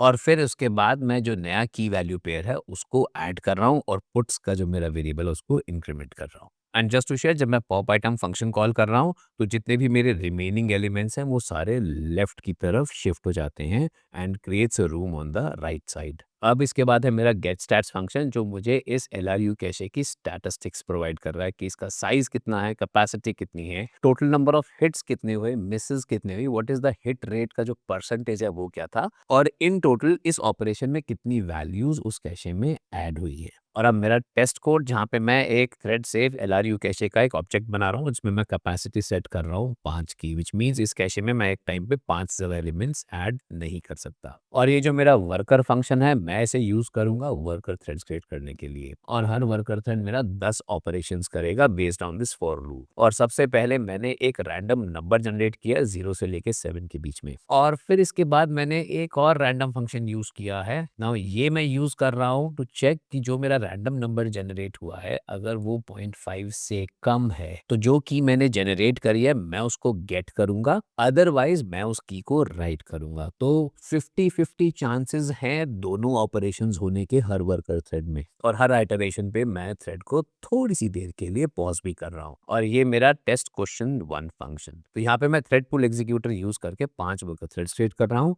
और 5 थ्रेड्स को मैं सबमिट भी कर रहा हूँ जिसमें मैंने ये worker function as a argument pass किया है। और जो सबमिट फंक्शन का सेकंड आर्ग्यूमेंट है वो है इंडेक्स, जो कि वर्कर फंक्शन का आर्ग्यूमेंट है। And once the whole execution completes मैं इसकी फाइनली स्टैटिस्टिक्स प्रिंट कर रहा हूँ and here is the output. So ये स्टैटिस्टिक्स है मेरे को बता रहा है कि जो कैशे का साइज है वो 5 है और पांचों के पांचों एलिमेंट्स भरे हुए हैं। मेरे 10 हिट्स हुए हैं और 15 मिसेस हुए हैं। इसमें मेरा जो हिट रेशियो है वो 40% का है, और जो टोटल वैल्यूज मैंने ऐड करी हैं वो 25 ऐड करी है। So this gives me a total of 50 operations जो इन पांचों थ्रेड्स ने करे हैं। Now again pause the video, इस कोड को डाउनलोड करो और एग्जीक्यूट करो अपनी मशीन पे, एंड डू इंश्योर आपके पास पाइथन 3.14 है जिसमें गिल डिसेबल्ड है, एंड देन चेंज करो थ्रेड्स के काउंट, स्लीप का टाइमर और कैशे का size, and see how the function behaves. चलिए अब आते हैं दूसरे क्वेश्चन पे, और अब दूसरा इंटरव्यू क्वेश्चन जहां मुझे एक पैरेलल मर्ज सॉर्ट का लॉजिक इंप्लीमेंट करना है, और मैं इसमें थ्रेड यूज करूंगा बड़े एरेज को सॉर्ट करने के लिए। और इसके लॉजिक को लिखते हुए मुझे ये भी डिसाइड करना है कि किस थ्रेशोल्ड पे मैं नए थ्रेड्स बनाने बंद कर दूंगा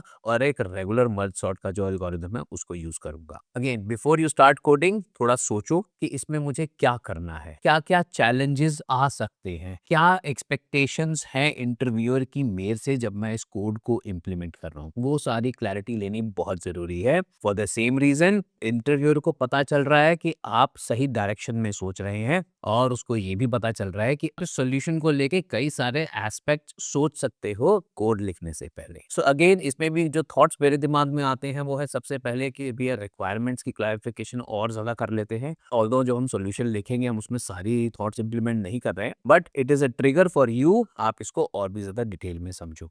ये जो मेरा एरे है द लार्ज एरे, इसका साइज क्या है, क्या ये 10⁻⁴ है, 10⁻⁵ है, या 10⁻⁷ और 8 है। बेस्ड ऑन दिस आपको ये भी सोचना पड़ेगा कि इसके मेमोरी कंस्ट्रेंट्स क्या हो सकते हैं। ये जो मेरी सॉर्टिंग है ये इन प्लेस है या मुझे एक नया सॉर्टेड एरे रिटर्न करना है। यस, जो स्टैंडर्ड इम्प्लीमेंटेशन है मर्ज सॉर्ट की वो एक नया एरे रिटर्न करता है, बट यू नेवर नो, ये क्लैरिटी भी हो जाए तो बेटर है। एक और बात, stability of algorithm. So merge sort in general stable algorithm है। स्टेबल एल्गोरिथम मींस अगर मेरे पास दो एलिमेंट्स हैं सेम वैल्यू के और जिस ऑर्डर में दोनों वैल्यूज एग्जिस्ट कर रही हैं तो उस ऑर्डर को मेंटेन करके रखेगा। बट जब हम बात कर रहे हैं मल्टी थ्रेडिंग की, सो उस केस में पॉसिबिलिटी हो सकती है ये स्टेबिलिटी शायद ब्रेक हो जाए अनलेस एंड अनटिल हम उसको केयरफुली हैंडल करें। अब बात करें कंकरेंसी की, तो हम पूछ सकते हैं क्या मैं थ्रेडिंग का जो थ्रेड क्लास है उसको ऑब्जेक्ट यूज करें या थ्रेड पुल एग्जीक्यूटर यूज करना है, और इस एल्गोरिथम के इंप्लीमेंटेशन में कितने थ्रेड्स मैं बना सकता हूँ, क्या मेरे पास कोई लिमिट है या मेरे को अलाउड है मैं जितने मर्जी चाहूँ थ्रेड्स बना सकता हूँ,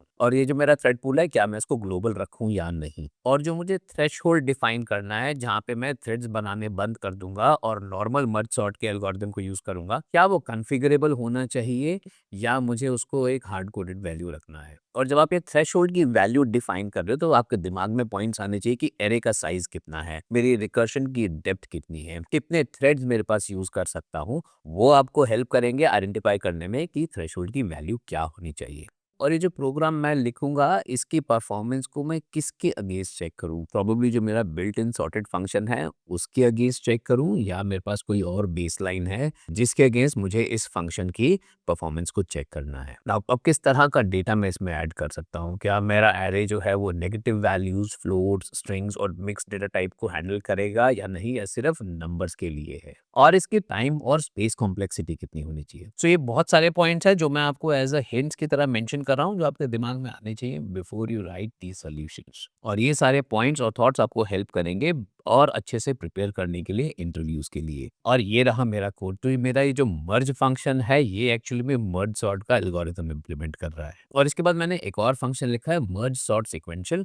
और ये फंक्शन मैं तब कॉल करूंगा जब मैं नए थ्रेड्स नहीं बना रहा। जब मेरा एरे साइज थ्रेशहोल्ड से कम है तो उस टाइम पे मैं मर्ज सॉर्ट सीक्वेंशियल को कॉल कर रहा हूँ और इसको मैं रिकर्सिवली कॉल कर रहा हूँ। और उसके बाद है मेरा मर्ज सॉर्ट पैरेलल फंक्शन। तो इसमें मेरा सबसे पहला चेक है कि जो मेरा एरे जो है उसकी लेंथ अगर थ्रेशहोल्ड से कम या उसके इक्वल है तो मैं मर्ज सॉर्ट सीक्वेंशियल पे आ जाऊंगा। अगर नहीं है तो फिर मैं इस एरे को दो पार्ट्स में डिवाइड करूंगा। थ्रेड पूल एग्जीक्यूटर का एक ऑब्जेक्ट बनाऊंगा जो दो थ्रेड सपोर्ट कर रहा है और मैं मर्ज सॉर्ट पैरेलल फंक्शन को दो बार सबमिट करूंगा इस थ्रेड पूल में और इसको भी मैं रिकर्सिवली कॉल कर रहा हूँ। सो जब नेक्स्ट रिकर्शन में मेरा एरे का लेंथ थ्रेशहोल्ड से कम होगा तो ये मर्ज सॉर्ट सीक्वेंशियल पे आएगा। और इसके बाद जो मेरा मर्ज सॉर्ट सीक्वेंशियल मेथड है ये भी रिकर्सिवली कॉल हो रहा है। और फाइनली जो मेरा मर्ज फंक्शन है जिसमें मैंने मर्ज सॉर्ट का कोड लिखा हुआ है वो एग्जीक्यूट हो रहा है इन सारे एरेज को डिवाइड करके सॉर्ट करने में। और ये रहा इसका टेस्ट कोड जहाँ पे मैंने साइज डिफाइन किया है 10 लाख का और मैं एक इंटीजर्स का एरे बना रहा हूँ जिसमें 10 लाख नंबर हैं 1 से लेके 10 लाख तक और उस एरे के 10 लाख एलिमेंट्स हैं। सबसे पहले मैं इस एरे को सिक्वेंशली सॉर्ट कर रहा हूँ अपना मर्ज सॉर्ट सिक्वेंशियल जो फंक्शन है वो यूज करके और फिर इसके बाद मैं सेम एरे को मल्टी थ्रेडिंग यूज करके सॉर्ट कर रहा हूँ। और इस केस में जो मैंने थ्रेशहोल्ड दिया है वो 2.5 लाख का लिया है। अब इस कोड को एग्जीक्यूट करते हैं और देखते हैं इसका result. Now if you notice जब मैंने इसको सीक्वेंशियली सॉर्ट किया तो इसको 3.10 सेकंड्स लगे और जब मैंने पैरेलली इसको सॉर्ट किया तो इसको 1.4 सेकंड्स लगे। And now you can play around with this code. आप थ्रेशोल्ड की वैल्यू चेंज करके देखो, जो एरे के साइज हैं उनको चेंज करके देखो एंड देन सी कि कैसे ये रिस्पॉन्ड करता है। अब मैं आपके साथ एक और इम्प्लीमेंटेशन शेयर करूंगा और इसमें जो मेरा थ्रेड पूल एग्जीक्यूटर जो ऑब्जेक्ट है वो मैंने ग्लोबल बनाया है। अब मैंने मर्ज सॉर्ट पैरेलल का एक और डेफिनेशन लिखा है। जो मैंने पिछले एग्जाम्पल में लिखा था कोड उसको मैंने यहाँ पे ऊपर कमेंट कर दिया है और जो मेरा नया फंक्शन है वो मैंने यहाँ पे लिखा है। और इसमें जो मैंने चेंज किया है वो है मर्ज सॉर्ट पैरेलल फंक्शन में मैंने थ्रेड पूल एग्जीक्यूटर का ऑब्जेक्ट नहीं बनाया है, ये एक ग्लोबल ऑब्जेक्ट है। बाकी इसके अलावा इस फंक्शन में कोई भी चेंज नहीं है। अब इसके बाद जो मैंने दूसरा चेंज किया है वो ये जो मेरा पैरेलल का एग्जीक्यूशन है यहाँ पे मैंने एक थ्रेड पूल का ऑब्जेक्ट बनाया है जिसमें मैक्सिमम 5 थ्रेड्स रखे हैं। अगेन जो मेरा थ्रेशहोल्ड है वो 2.5 लाख का है और जो मेरा एरे है उसमें 10 लाख एलिमेंट्स हैं। अब जब मैं इसको एग्जीक्यूट करूंगा तो इसके रिजल्ट को ऑब्जर्व करते हैं। अगेन जो मेरा सिक्वेंशियल सॉर्ट है वो काफी स्लो है as compare to my parallel sort. Now अब जब मैं इसके साथ प्ले अराउंड करूंगा तो चीजें काफी इंटरेस्टिंग हो जाएंगी। नाउ क्योंकि मेरे पास थ्रेड पूल एग्जीक्यूटर के 5 ही थ्रेड्स हैं तो मुझे एक चीज का ध्यान रखना पड़ेगा कि जितने भी मेरे थ्रेड्स बन रहे हैं, जो मेरी डिवीजन हो रही है थ्रेड्स की, वो इसी के अंदर हो जाए। अगर मान लीजिए मैं यहाँ पे 2.5 लाख की जगह 50,000 कर देता हूँ। अब अगर मैं इस कोड को रन करूंगा, सीक्वेंशियल वाला तो हो गया बट मेरा पैरेलल वाला एग्जीक्यूट ही नहीं होगा। द रीजन बीइंग ये जब मेरा फंक्शन कॉल हो रहा है, क्योंकि जब मेरा ये फंक्शन पहली बार एग्जीक्यूट होगा तो मेरे पास जो एरे की लेंथ है वो 10 लाख है। तो मैं दो थ्रेड्स यूज करूंगा, से थ्रेड 1 और थ्रेड 2, और उन दोनों थ्रेड्स के पास जो एरे की लेंथ है वो है 5 लाख। ना फिर ये दोबारा से कॉल होगा और वहां पे मेरे पास जो एरे का साइज है वो 2.5 लाख हो जाएगा। मीन्स थ्रेड नंबर 3 और थ्रेड नंबर 4 है तो उसमें एरे के साइज 2.5 लाख होगा, उसमें 2.5 लाख एलिमेंट्स होंगे। और फिर जब ये दोबारा से एग्जीक्यूट होगा तो यहाँ पे फिर वो दोबारा से मिड पे आएगा और यहाँ पे जो फिफ्थ थ्रेड है उसमें लेगा 1.25 लाख की वैल्यू और फिर इसके बाद प्रोग्राम हैंग कर जाएगा क्योंकि मेरे पास अब थ्रेड पूल में थ्रेड्स ही नहीं बचे हैं। तो वो शेड्यूल तो होते रहेंगे पर वो एग्जीक्यूट ही नहीं हो रहे हैं मेरे पास। तो ये मेरा जो प्रोग्राम है ये एक तरह से हैंग हो जाएगा। और जो मेरी जो स्टेटमेंट्स है फ्यूचर लेफ्ट डॉट रिजल्ट और फ्यूचर राइट डॉट रिजल्ट, ये जो मेरी स्टेटमेंट्स हैं इनकी वजह से जो मेरे थ्रेड्स हैं वो वेट कर रहे हैं जब तक कि एग्जीक्यूशन कंप्लीट नहीं होता। And at the same time due to recursive call मैंने अपने सारे थ्रेड्स को कंज्यूम कर लिया तो वो स्टारवेशन मोड में आ गए हैं। एक typical classical deadlock situation. So the point is जब आप ग्लोबल लेवल पे अपना थ्रेड पूल एग्जीक्यूटर बना रहे हैं तो आपको इंश्योर करना पड़ेगा कि आपका जो थ्रेशहोल्ड लेवल है वो कितना है, आपके जो मैक्सिमम थ्रेड्स है वो कितने हैं, अदरवाइज ये थ्रेड्स डेडलॉक क्रिएट करेंगे। सो इसको सॉल्व करने का तरीका ये है कि मेरा जो थ्रेशहोल्ड है वापस मैं उसको 2.5 लाख पे कर दूं, या फिर अगर मेरे को इसको 2.5 लाख पे नहीं करना है then I have to understand कि मेरे को इसके लिए कितने थ्रेड्स चाहिए होंगे बनाने के लिए। तो उसके बेस पे मैं फिर यहाँ पे थ्रेड्स का काउंट बढ़ाऊं। सो फॉर एग्जांपल मैंने यहाँ पे लिया 30। अब अगर मैं इस प्रोग्राम को दोबारा एग्जीक्यूट करूं तो ये प्रॉपरली वर्क करेगा। सो पहली अप्रोच में हर रिकर्सिव कॉल पे मैं थ्रेड पूल एग्जीक्यूटर का एक नया ऑब्जेक्ट बना रहा था जिसमें 2 थ्रेड्स होते थे और वो दोनों मैं कंज्यूम भी कर रहा था। सो मेरी रिकर्शन की कितनी भी डेप्थ हो जाए, मेरे पास हमेशा थ्रेड्स अवेलेबल हैं। बट जब मैंने थ्रेड पूल एग्जीक्यूटर को ग्लोबल लेवल पे लेके आया, तो मुझे ये पहले से ही एंटिसिपेट करके रखना पड़ेगा कि मेरे एरे का साइज़ क्या है, मेरा थ्रेशहोल्ड क्या है। बेसिस ऑन दैट मुझे डिसाइड करना पड़ेगा कि मेरे वर्कर थ्रेड्स कितने होने चाहिए। आई होप ये एग्जांपल आपको काफ़ी इनसाइट देगा और एनकरेज करेगा मल्टी थ्रेडिंग को और भी डीपली समझने में। सो इसी के साथ मैं इस सेशन को कंक्लूड करता हूँ। तो जितना भी कोड मैंने इस सेशन में लिखा है वो सारा गिटहब पे अवेलेबल है। आप प्लीज़ उसको डाउनलोड करें and just play around with that code. ये आपको काफ़ी हेल्प करेगा इन कॉन्सेप्ट्स को और भी अच्छे से समझने में। तो मिलूंगा मैं आपको फिर से पाइथन के एक नए कॉन्सेप्ट के साथ। तब तक सीखते रहो, प्रैक्टिस करते रहो। Thank you.